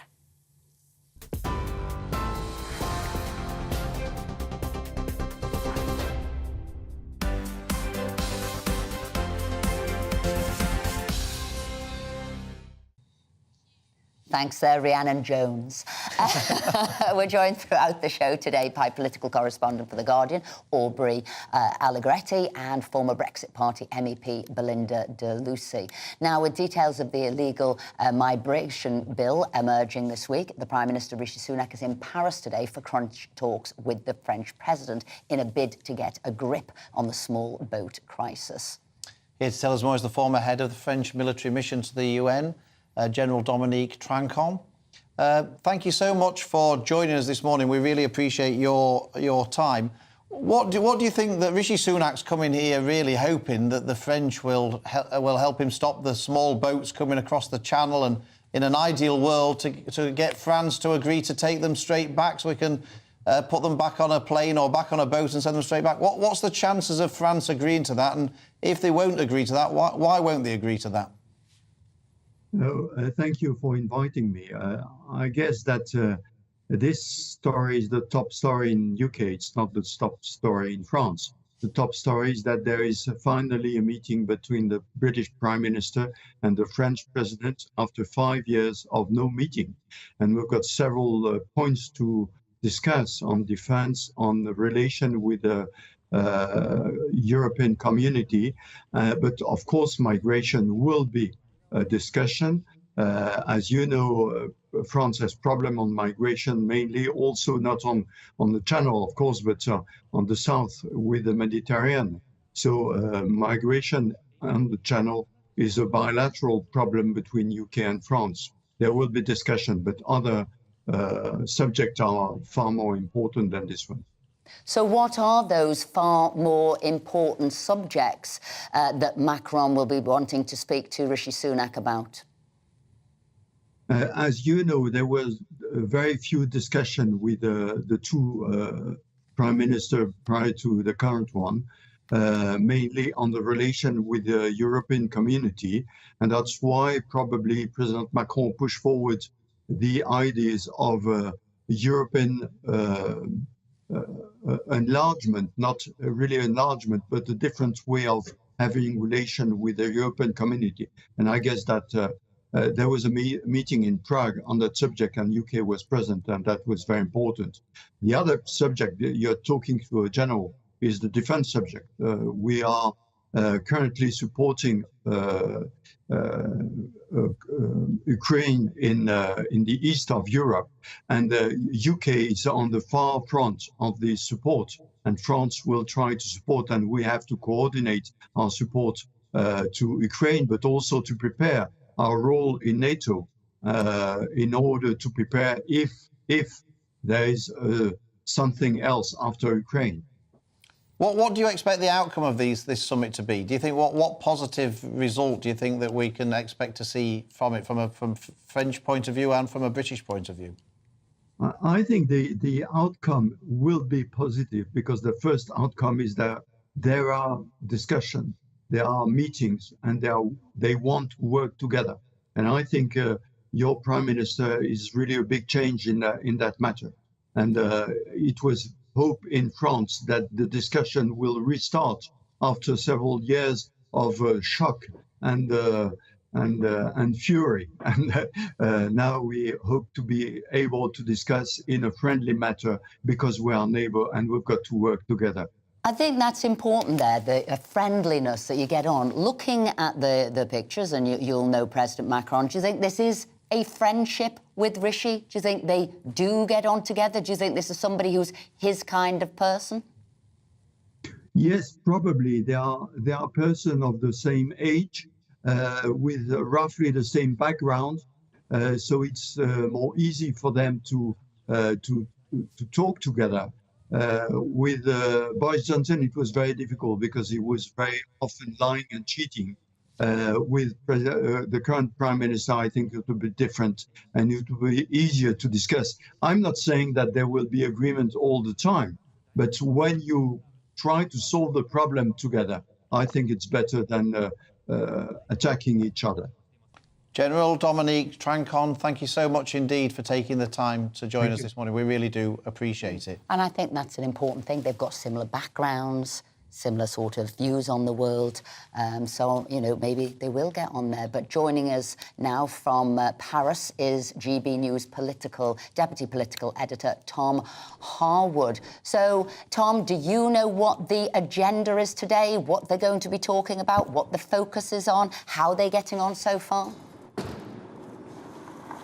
Well, it's a busy day ahead, of course, not just of meetings between the Prime Minister of the United Kingdom and the President of France, but of course lots of other cabinet ministers here today as well. The Home Secretary, the Foreign Secretary, the Environment Secretary, to name but a few. This is a whole UK-France summit that's covering many different areas. Of course, it was only a few moments ago that the Prime Minister arrived here, walked up the steps behind me and shook the hand of a man he he's calling his friend Emmanuel Macron. Perhaps some would read into that as a bit of a rebuke to the comments that Liz Truss, the former Prime Minister, made over the summer, where she would refuse to commit to calling Emmanuel Macron a friend or a foe. Today, Rishi Sunak, on the other hand, is really leaning into that word friend. He has said that we are close allies geographically, but also using the words great friends. And I think that that is the spirit with which these talks really begin. We're not expecting something earth-shattering to come out of today's summit, but we are expecting greater cooperation in a number of areas. We've heard this morning first about military cooperation and what the United Kingdom Armed Forces may well be doing more with the French Armed Forces, not just in this part of the world, but further afield too, but also looking at these shared challenges and indeed perspectives on issues from energy security to migration to defence and security. These are all areas that will be being discussed. And as we speak right now, there is what the British government are calling a tete-a-tete between the two world leaders. Well, thank you very much indeed for keeping us up to date with what's going on today, and I'm sure you'll be doing that throughout the day on GB News. Thank you so much.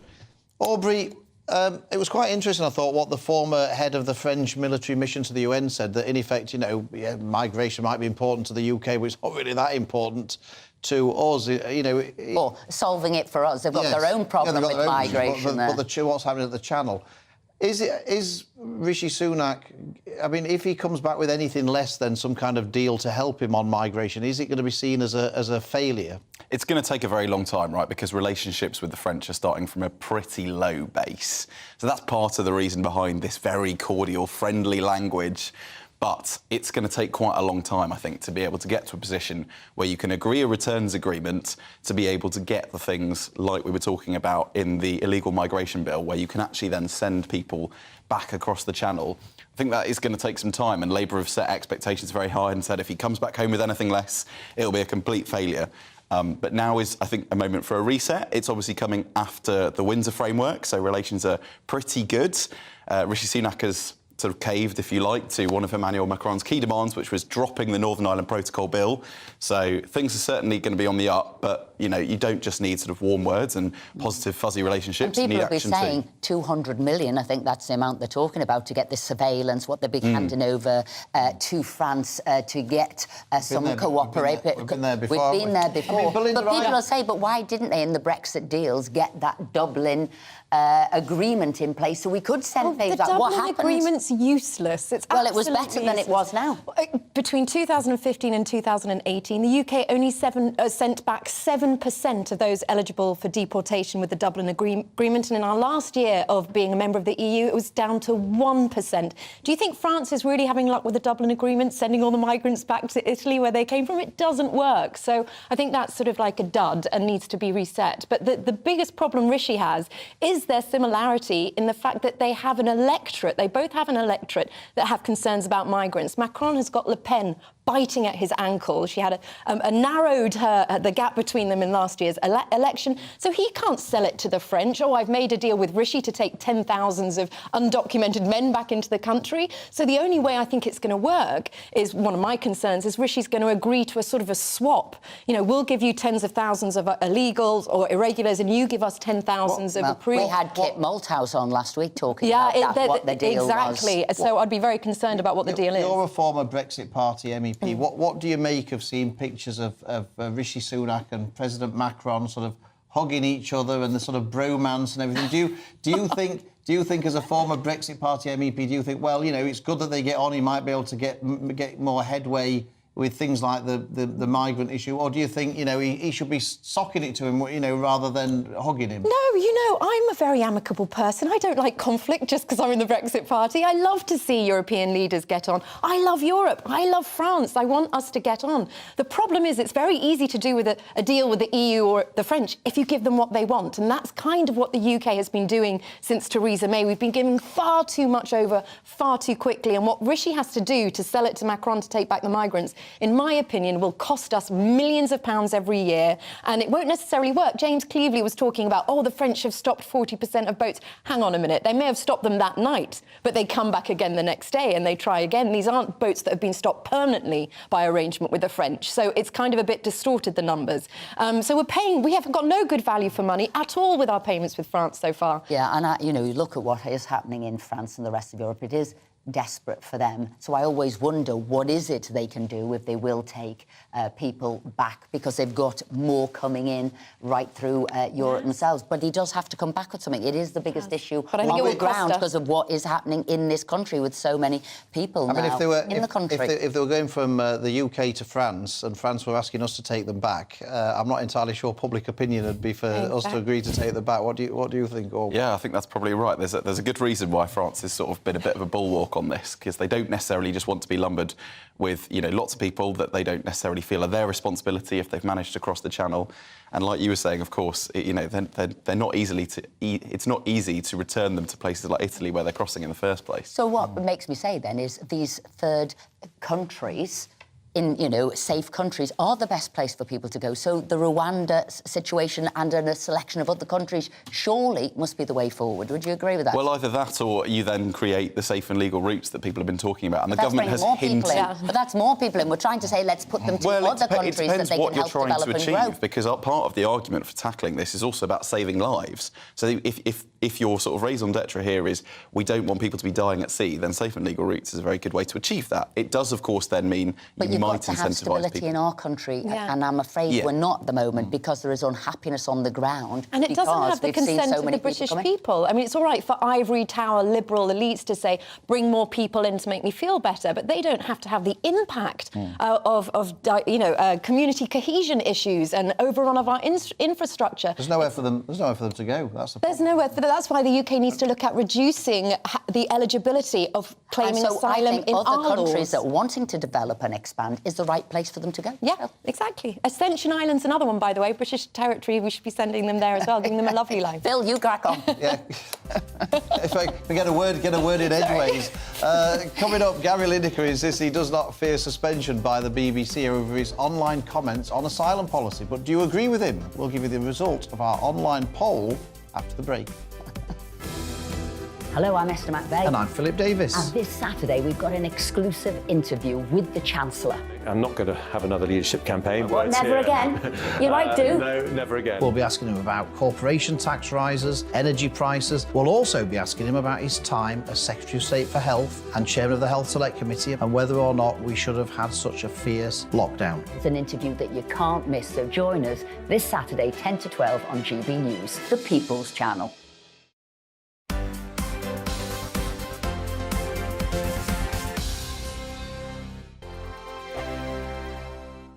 Monday to Thursday nights on GB News. At 6, it's Dubes & Co. 7 o'clock, Farage. At 8, join Jacob Rees-Mogg. And at 9, Dan Wootton Tonight, followed by Headliners. On TV, radio and online. This is GB News. It's all about family, being in people's living rooms, all the interaction and getting to know who our viewers and listeners are. When I was young, my dad used to say, no, stop arguing. I wanted an outlet that would enable me to give my opinion. People are going through a really hard time right now, and I know that you don't feel like you're being listened to by the establishment. I came to GB News because it's the People's Channel, and I want the audience to have their say on the events of the day. We're dynamic. We do something different. Democracy shows that the wisdom of the nation is in its people. I get to travel to find out what the story is from a personal perspective. The British people aren't fools. We know when we're not being told the full story. We've got to work out how Britain moves forward from this. It's the best country in the world. The establishment had their chance. Now we're here to represent your views. Britain's watching. Britain's watching. Britain's watching. We're proud to be GB News. The People's Channel. Britain's news channel. We are GB News, the People's Channel. And right across the United Kingdom. You can find us on Sky Channel 512, Virgin Media Channel 604, Freesat Channel 216, Freeview Channel 236, and YouView Channel 236. You can also take us with you on DAB+ radio, with the GB News app and at the website gbnews.uk. We're absolutely everywhere. Come join us on GB News, the People's Channel, Britain's news channel. GB News has its own late-night paper preview show, Headliners, where comedians take you through the next day's top news stories. You don't have to bother reading the newspaper, we've got it covered for you. Headliners, every night at 11 p.m. and repeated every morning at 5 a.m. We won't send you to sleep like some of the other paper review shows out there. GB News, the People's Channel, Britain's news channel. Join me, Nana Akue, Saturday and Sunday afternoons on GB News. Expect fiery debate and passionate discussion as me and my panel tackle some of the biggest topics hitting the headlines. It's a place for everyone's opinion. No one gets cancelled, but no one gets an easy ride. Oh, she's on it today! Be ready for conversations that are fierce, frank, and of course, fun. Every Saturday and Sunday afternoon from 4 p.m. on GB News, the People's Channel. Join me, Camilla Tominey, on Sunday mornings from 9:30, taking the politicians to task and breaking out of SW1 to see how their decisions are affecting you across the UK. Bursting the Westminster bubble every Sunday morning, only on GB News, the People's Channel. Britain's watching.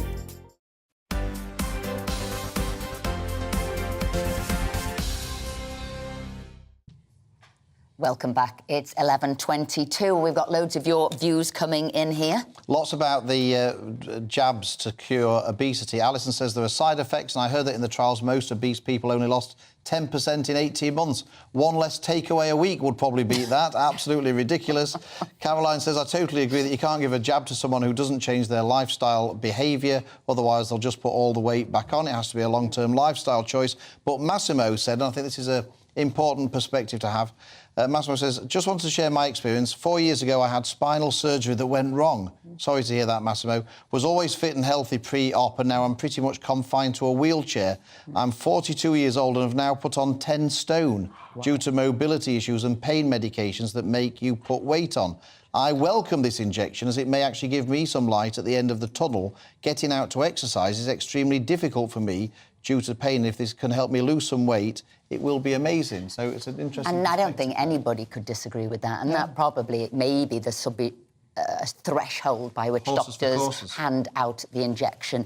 I had to read this one out because we were talking about how staying at home and working from home, also kids were staying at home with the parents on a Friday. But this is one from Peter. He said, I've got 2 grandchildren stayed at my house last night due to the extreme weather, which is happening right across the country, because their school was closed today. And he said, my grandson is clearing the drive of the thick snow and my granddaughter is out with friends sledging.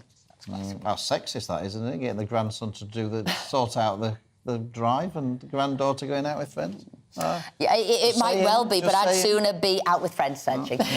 In face of severe global challenges, the UK economy has proved more resilient than many expected, but there is a long way to go. They were the words of Chancellor Jeremy Hunt this morning as the economy shows signs of bouncing back. GDP, the sum total of all transactions in the economy, unexpectedly grew 0.3% in January, following a 0.5% contraction the month before. And here to break it down for us, it's our economics and business editor, Liam Halligan, with On the Money, On the Money. So go on the money, you're going to talk us through what... Green shoots. Remember when Norman Lamont talked about green shoots and he was derided? But I tell you what, he was right, because soon after he said that, back in the early 90s, the economy did actually start to recover. And that's what we're seeing now, I think. I've said for a long time, the Bank of England in particular, the Treasury, the Office of Budget Responsibility, all of them, they've been far too gloomy about the UK economy, in my view. They've underestimated the resilience of the UK economy, and that's what we're seeing now in the GDP numbers which came out this morning. I've got a graphic, and GB News radio listeners can bear with me. You can see there, in December 2022, GDP, the sum total of all transactions in the economy in December fell by 0.5% compared to the same month the year before, and in January, it actually grew by 0.3%, confounding the expectations of almost all economists. Almost all economists. But not our GB News Indeed. one. And if we break it down a little bit more, I've got another graphic. We see that the services sector, which accounts for a huge swathe of the economy, about 80%, customer-facing services, they grew by 0.3%. Transport and storage up 1.6%, largely because we had fewer strikes in January than we had in December. But then you see production, industrial production, that fell by 0.3%. A lot of firms still struggling with those energy bills. And construction, lots of infrastructure projects being delayed, again, because of logistics issues, that fell by 1.7%. But look, overall, ahead of the budget on Wednesday, which I know you're thinking about a lot, I'm thinking about a lot. You got your interview with the Chancellor coming out this weekend. But this is good news, and this means there should be more tax revenue than we thought before. We know the energy price cap is costing less than before. We know because there is more growth and more revenue, the government's borrowing a lot less, it's paying a lot less in debt interest. There is some fiscal headroom, and that's why the Chancellor is going to come under a lot of pressure from MPs like yourselves to not go ahead with this rise in corporation tax. I mean, do you think that the Chancellor will say, well, look, this does give me some headroom, I can make some less unpopular decisions than I might otherwise have been forced to do? Or will he say, well, look, this shows that my plan's working and therefore we're going to carry on as we've already planned? Which way do you think he'll go? I think both ways can be technically justified. You can create sort of an economic narrative that both ways are the right way to go. This really comes down to personality, and it comes down to the instincts of Rishi Sunak, former Chancellor, of course, and today's Chancellor, Jeremy Hunt. I think you could put forward a much more credible narrative. Look, the economy's done better than we thought. We've stabilised financial markets. There is a lot more fiscal headroom. And why should we go ahead with the first increase in corporation tax from 19 to 25%, which is already in law? It's due to come in April. The first increase in corporation tax for 50 years. Do you really want to do that when the economy is struggling to get going? It's showing signs of life. Why trample on those green shoots? And I have to tell you, we put those points to Jeremy, and on Saturday morning he'll be answering it. And I think, you know, that is key. And I looked at those figures there, the minus 1.7 for construction. There. Well, you know the construction sector well, right? And you were talking there, is that why they're sort of lowering the limits and allowing more people in? Because actually they need it. We were looking at that yesterday, weren't you? We were looking at the jobs figures and who we were bringing into the country, and construction was now on the list. They may broaden the specialist visa category to include construction workers. I personally think a lot of houses aren't being built because the big house builders are deliberately building them slowly. That used to be a conspiracy theorist. It's now what a lot of people in government think. And I should say, Esther and Phil, that last weekend I had lunch with a guy called Nigel Lawson, and I'll be writing about that encounter in my Telegraph column this weekend. And he's just turned 90. He's just turning 91. He remains extremely sharp. This is a Chancellor, of course, who cut corporation tax, who cut the top rate of personal income tax, who cut the basic rate of income tax, and the economy grew. He doesn't want corporation tax to go up. He wants the tax burden to be lowered. Yeah, and what I will say is, having done the negotiating with the department, with the Treasury, they do keep going right through until Wednesday. So don't think it's set in stone now. So when people are lobbying, when people are talking, when they're getting these figures... This is when the decisions are made, as you know. Exactly. It's all to play for. And Jeremy Hunt, he should be listening to Liam Halligan. That's well, it's been said. That's what if they don't go through with this rise in corporation tax, they're going to have to admit that Liz Truss had a point. Will they be big enough to do that? Well, let's hope so. Anyway, thank you for filling us in on that latest information. Liam, thank you. Now, coming up, Groomed for Greatness. Crufts Dog Show has opened for day 2 and we'll be there live for this very British event. But before that, we've got the news headlines with Rhiannon.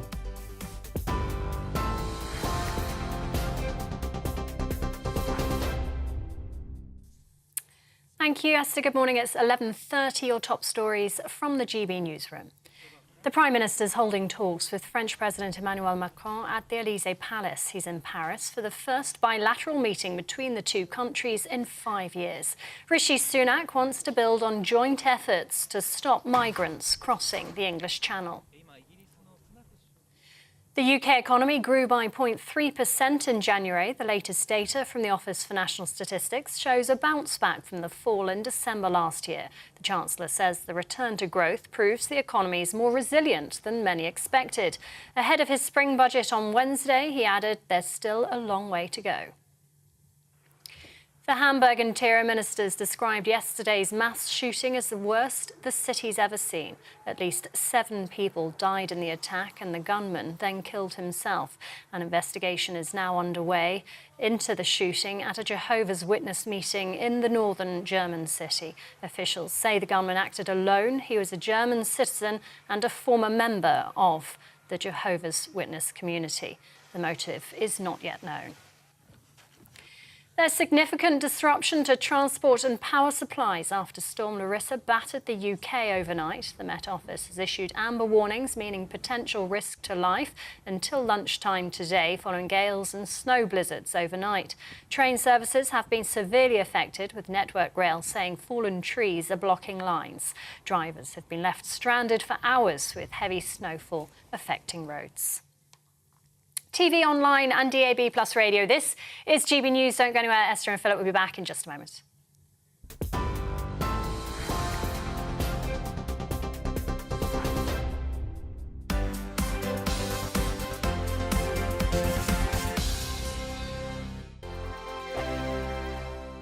Monday to Thursday nights on GB News. At 6, it's Dubes & Co. 7 o'clock, Farage. At 8, join Jacob Rees-Mogg. And at 9, Dan Wootton Tonight, followed by headliners. On TV, radio and online. This is GB News. It's all about family, being in people's living rooms, all the interaction and getting to know who our viewers and listeners are. When I was young, my dad used to say, Nana, stop arguing. I wanted an outlet that would enable me to give my opinion.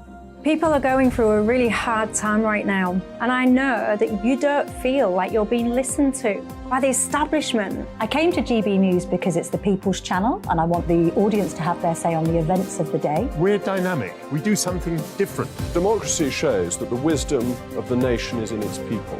I get to travel to find out what the story is from a personal perspective. The British people aren't fools. We know when we're not being told the full story. We've got to work out how Britain moves forward from this. It's the best country in the world. The establishment had their chance. Now we're here to represent your views. Britain's watching. Britain's watching. Britain's watching. We're proud to be GB News. The People's Channel. Britain's news channel. Join me, Patrick Christie's Monday to Friday, 3 till 6. We tackle the day's news agenda like you've never seen before. It's high tempo, high octane, the most controversial topics and the best guests. You will not be able to take your eyes and ears off it. I'm not afraid to ask the questions that you really want answered. 3 till 6 p.m, Monday to Friday on GB News, the People's Channel, Britain's news channel. I'm Andrew Doyle. Join me at 7 o'clock every Sunday night for Free Speech Nation, the show where I tackle the week's biggest stories in politics and current affairs with the help of my 2 comedian panellists and a variety of special guests. Free Speech Nation, Sunday nights from 7 on GB News, the People's Channel, Britain's news channel.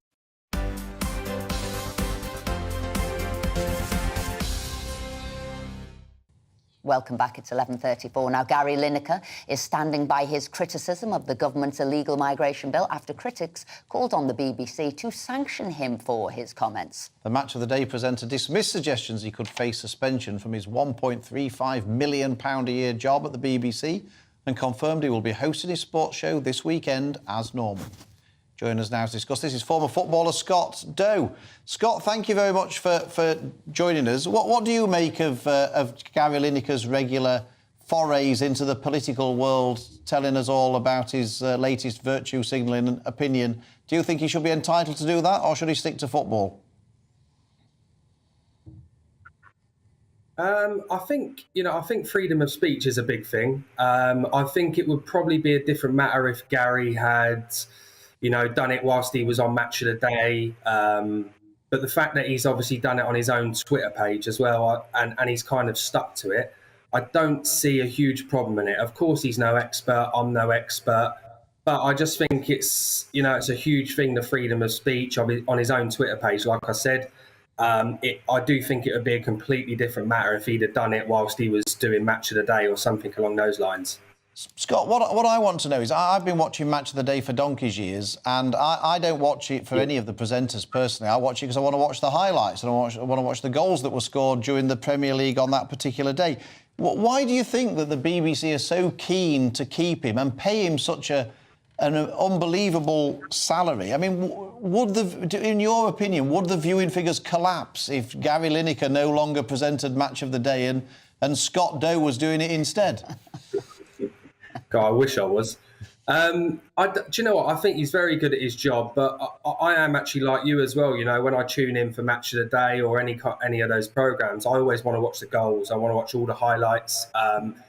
You know, sometimes people record it, don't they? So they don't have to listen to the talking and they can just watch the goals. But yeah, I don't know. I honestly don't know why. Obviously, he's been doing it for a long time, and like I said, he is very good at his job. But I'm with you in terms of I just prefer watching the goals, etc. themselves. But I guess obviously he likes to, you know, get involved in the politics side of things and put his thoughts across. But like I said, I don't see it a major problem if he's doing it on his own Twitter, other than obviously on his. I guess it's something that's sort of built up over time, isn't it? I think there's lots of component parts into this. First of all, does he really need, you know, 1.35 million on a show like you say that you're just watching goals? So I think there's that. There's the fact that he's had his viewpoints and he's using that as a platform and then spouting off on Twitter. And then other people will say, well, it's not a private enterprise, it is taxpayers' money that he's getting. So I think there's lots of things that's rolled into this, and he just seems to be uncontainable. So when he came out the other day and was getting into his car, there was the arrogance of the man saying, I want to do that. Did you think that he seemed like he was entrenching in and seemed particularly arrogant with his answers about what he should or shouldn't be doing, not even apologising? Yeah, so I did see that clip of when he was getting into his car. And yeah, I think he was very defensive of his comments, you know, making sure that he didn't regret them. He was standing by what he said, and I think he was making that clear. And obviously he was asked if he had a chat with his boss, and he said that they chat regularly. So I think he was also kind of making it clear, you know, that there wasn't going to be anything happening on his part in terms of not doing Match of the Day this weekend. So yeah, I guess people could see it that way. But he has been doing, obviously, he's been doing that job for so long. So I guess once you're doing it for so long, you probably feel like you're a bit untouchable. Scott Doe, thank you very much indeed for joining us this morning. We really appreciate it. Now, I did say earlier we've been doing an online poll about whether or not Gary Lineker should be sacked from the BBC. And interestingly, here's the results. 60% say no, 40% say yes. I don't know if I was surprised by that or not. Were you surprised by that? Not really. I mean, 6,000, so there's quite a few people there. I think what people are saying is they were looking for either an apology, they were looking for him. I think some of the quotes we've had from people is wind his neck in a little bit. I don't know whether they think he should be sacked, but they think he overstepped the mark. I mean, Lineker, you know, playing the BBC for fools, they're meant to have this impartiality process. They're not. I mean, as usual, I've got an unpopular opinion because I think he should be sacked, personally. I mean, Aubrey, I mean, the BBC has made a big thing. Tim Davies made a big thing about impartiality is the be-all and end-all for the BBC. Having high-profile presenters, their most highly paid presenter on the BBC, spouting off on a regular basis, slagging off the government, comparing its language to Nazi Germany, it does sort of drive a bit of a coach and horses through the BBC's high and mighty pretends to be impartial, doesn't it? I think there are two issues here. The first is what the BBC's responsibility is in this situation, and the second is the actual contents of what Gary Lineker said. Now, he is somebody who didn't make these comments on a BBC programme or on some sort of BBC Twitter page. He made them in a personal capacity, And I can sort of understand, therefore, why people think that it's not sort of within the remit of the BBC to go around slapping people on the wrist for things that they say in their own time and on their own sort of personal channels.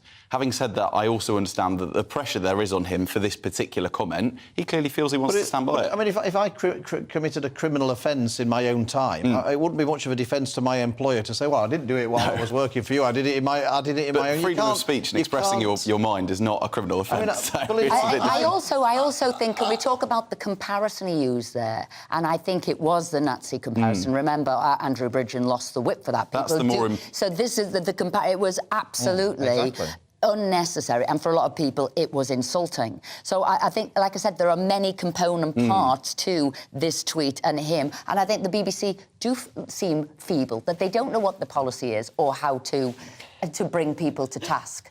No, well, I think if Gary had a Messiah complex before, it's on steroids now. He literally thinks he's the Archangel Gabriel.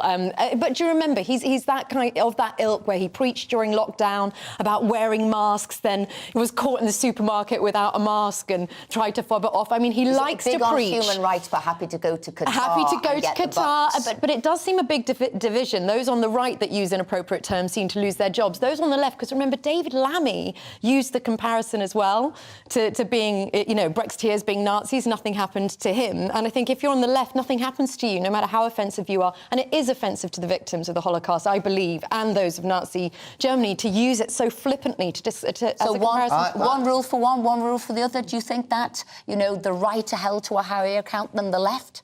Not necessarily. I mean, in this case, we're speaking quite specifically about one instance in a tweet, and I think you're absolutely right.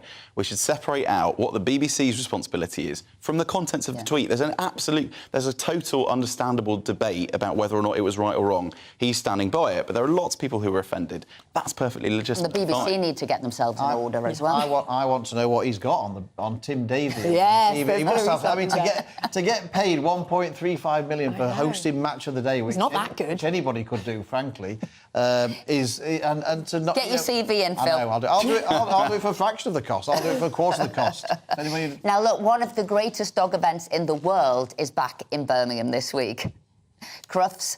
18,000 canine contestants are competing on the second day for the world-class title. But who will be crowned Best in Show? Or Best in the Snow. Oh, very good. They had some cracking outfits, those dogs did, didn't they? Joining us now to tell us more is GB News East England reporter not Jack Russell, but Jack Carson. Hi there, Jack. Come on, tell us what's going on. Love Crufts. Well, welcome to Crufts 2023. I'm here with Morgan, who's an English pointer, because I'm at the Pets as Therapy stand. So this is all a charity which all works with pets and working with people with them as therapy. And I'm joined now by Claire Davies, who's the CEO of Pets as Therapy. Claire, tell me a little bit about what you do as a charity. So we are not-for-profit organisation, you say a charity. We've got around about 4,000 volunteers who go to a whole range of different places doing lots of different types of therapeutic pet visits. So that could be someone going into a residential home, spending some time with older people. It could be something more intensive, helping somebody who's living with dementia. Often the dog will be the reason that they will start to speak and talk about things. We go into hospitals, schools, prisons. We have our Read to Dogs programme, which is helping children who are struggling with their confidence with reading and literacy issues. So a huge range of different types of therapeutic pet visits, fundamentally trying to help people and give that really lovely sense of well-being and happiness and joy and comfort that interacting with an animal can bring. And give me an example of where one of your helps someone.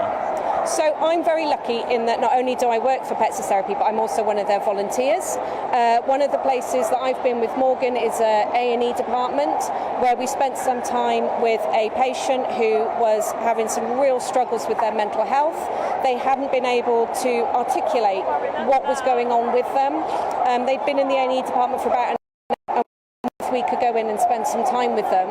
And it was Morgan and Morgan's presence that prompted the patient to really start talking and opening up about what had happened, what was going on in their head. And she had the conversation with him, not with the clinical professional. And it's that we're really honest, we're not fixing the world, but that little interaction gave those health professionals an insight into what was happening with that person, and they could start to help her. Claire, thank you so much for joining us this morning here at Crufts. There he was at Crufts, and now we're back in the studio. Thanks there, Jack. You love dogs, don't you? I do indeed. Got my little dogs. They weren't very well trained. Had a beagle. I saw a beagle posing just there. Worst behaved dogs ever.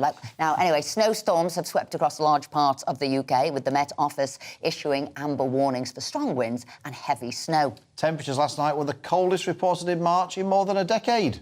What's happened to global warming? With parts of North Wales and the northeast of England recording up to 40 centimetres of snow. Significant disruption to transport and phone networks. Coverage is expected throughout the day in the areas hardest hit by the cold front. Well, our GB News national reporter Paul Hawkins is at Scamandon Bridge for us this morning. That's Scott of the Antarctic, Paul. Tell us what's going on around the country.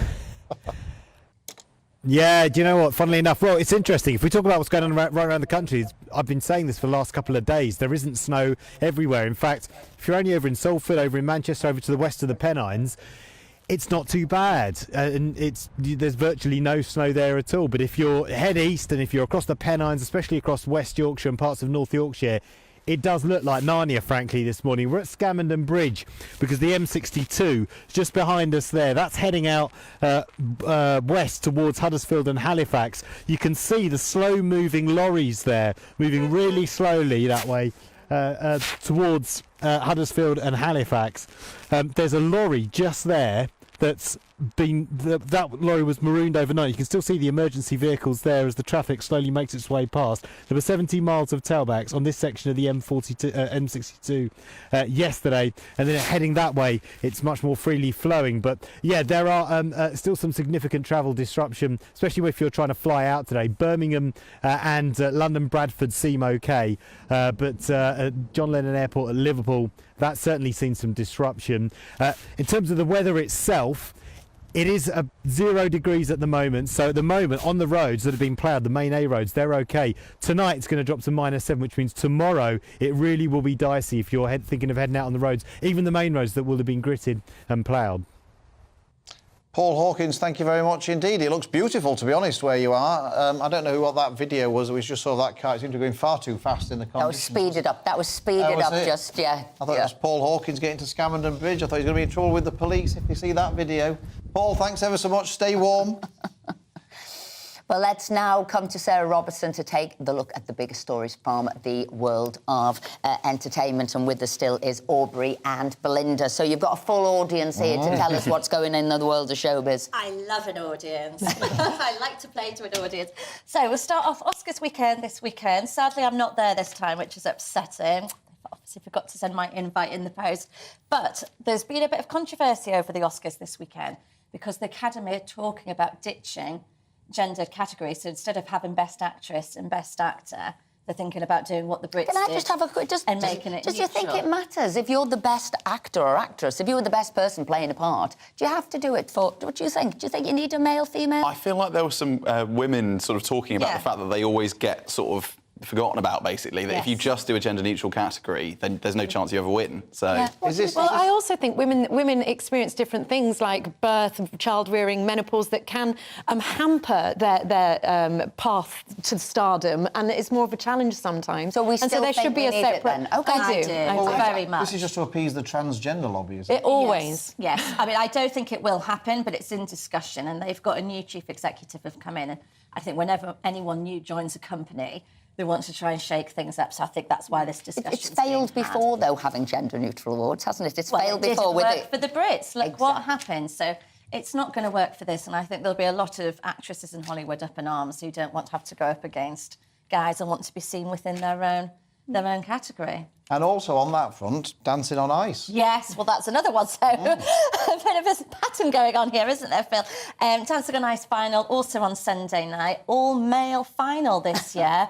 We've never had this before. That's caused a bit of a stink with fans who've said it's a bit boring having all men in the final. Yeah, but they would have been voting for them, wouldn't they? Well, this is it. For them. What are they talking about? You know, it's not the guys' fault. If the guys have skated better all the way through, then what can you do? But, again, it's just fans get very passionate about about things, don't they? So They'll be able to do it outside this weekend, won't they? They're dancing on ice. with the weather, yes, it was snowing when I came here today.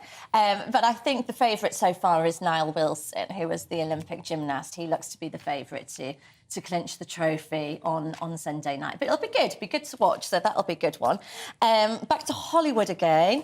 We've got Meghan Markle. I know she's been in the news all this week, and I think everyone's sick to death of hearing about her, but she was out and about Melrose Avenue yesterday in Hollywood with friends, having a brunch, looking the happiest we've seen her in a long time. Yeah, that's known as acting. Yeah, well, she was waving to the paps. She thanked the paps. Remember, they were talking about their privacy and the paparazzi. She waved, she thanked them. She was all smiles. Privacy World Tour? Yeah, Privacy World Tour, or maybe her rehabilitating her image tour, possibly.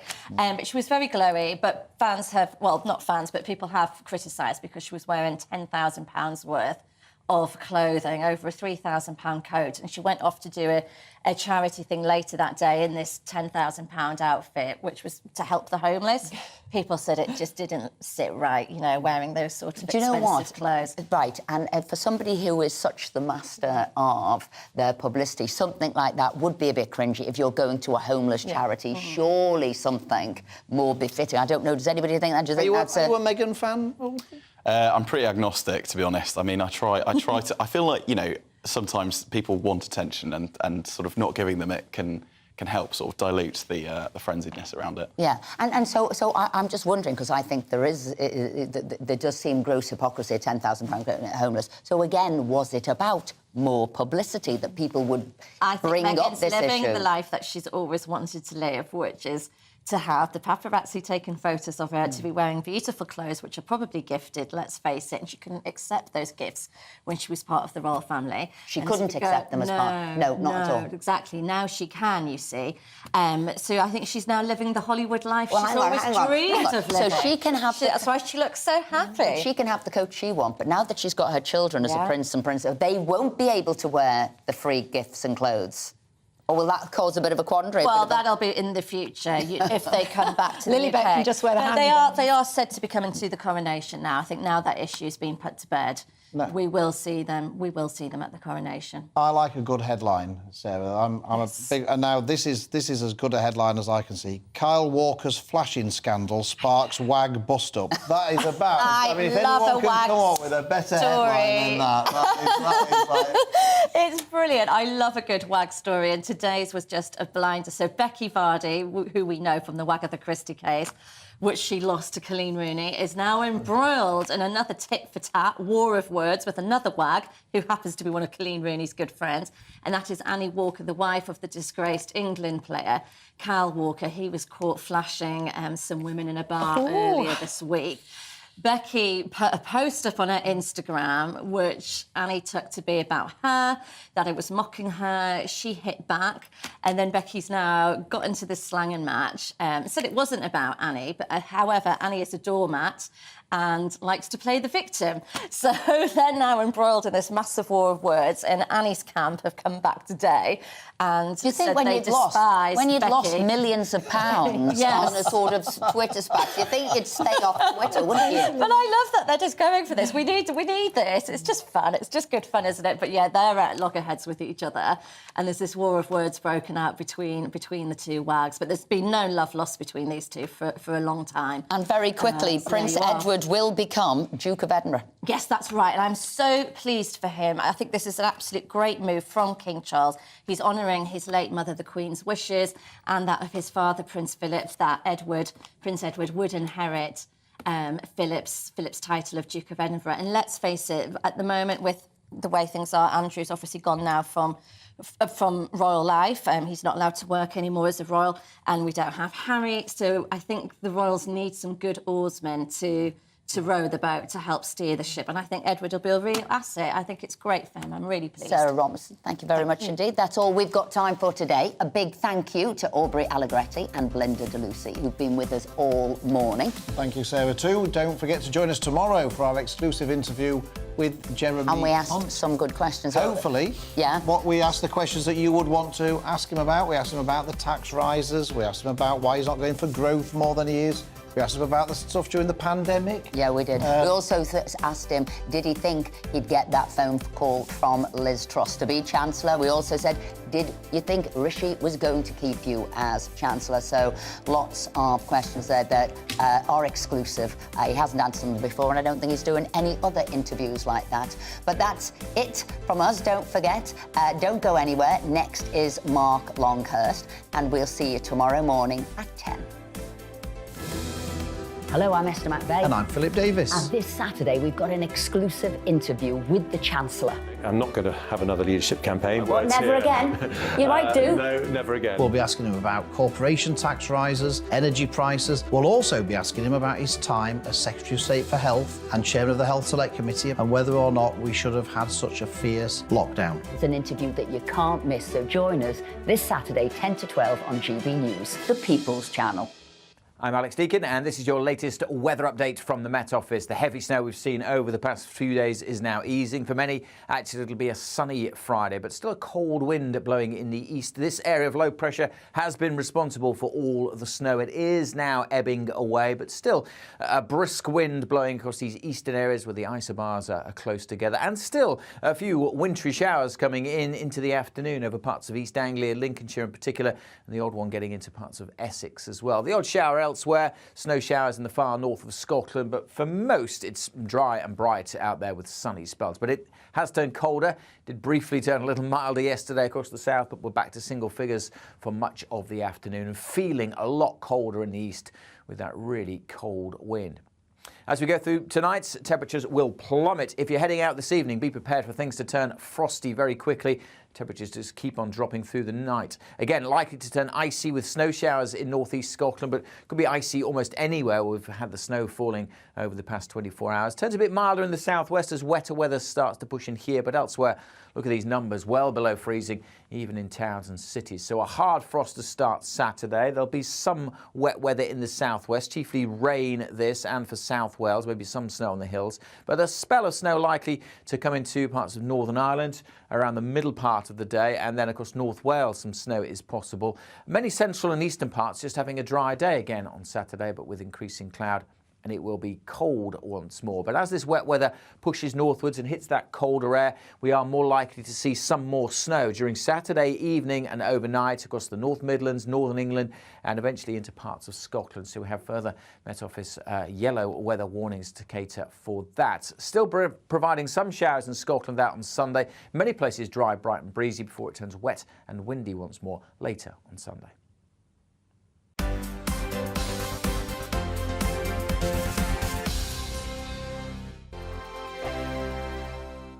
I joined GB News because I was sick and tired of not hearing my views being represented, not just mine, but so many people that I knew and spoke to. I just couldn't get my voice out there. I couldn't say anything. I couldn't do anything. Whatever the narrative was, I kind of had to follow it. GB News is there to provide a voice for those who have been ignored by the establishment media. We think different things, we've got a different style. GB News is here to be optimistic and positive about the future. It's real kind of dynamic and flowing, with the audience very much at the heart of it, like a big family. Here at GB News, we talk about the things that matter to you. Hearing the voices from right across our towns and cities, especially our towns. All sides of the argument represented with a heavy dose of opinion. We're on a mission here to make a difference. And the GB News family really is here for you. And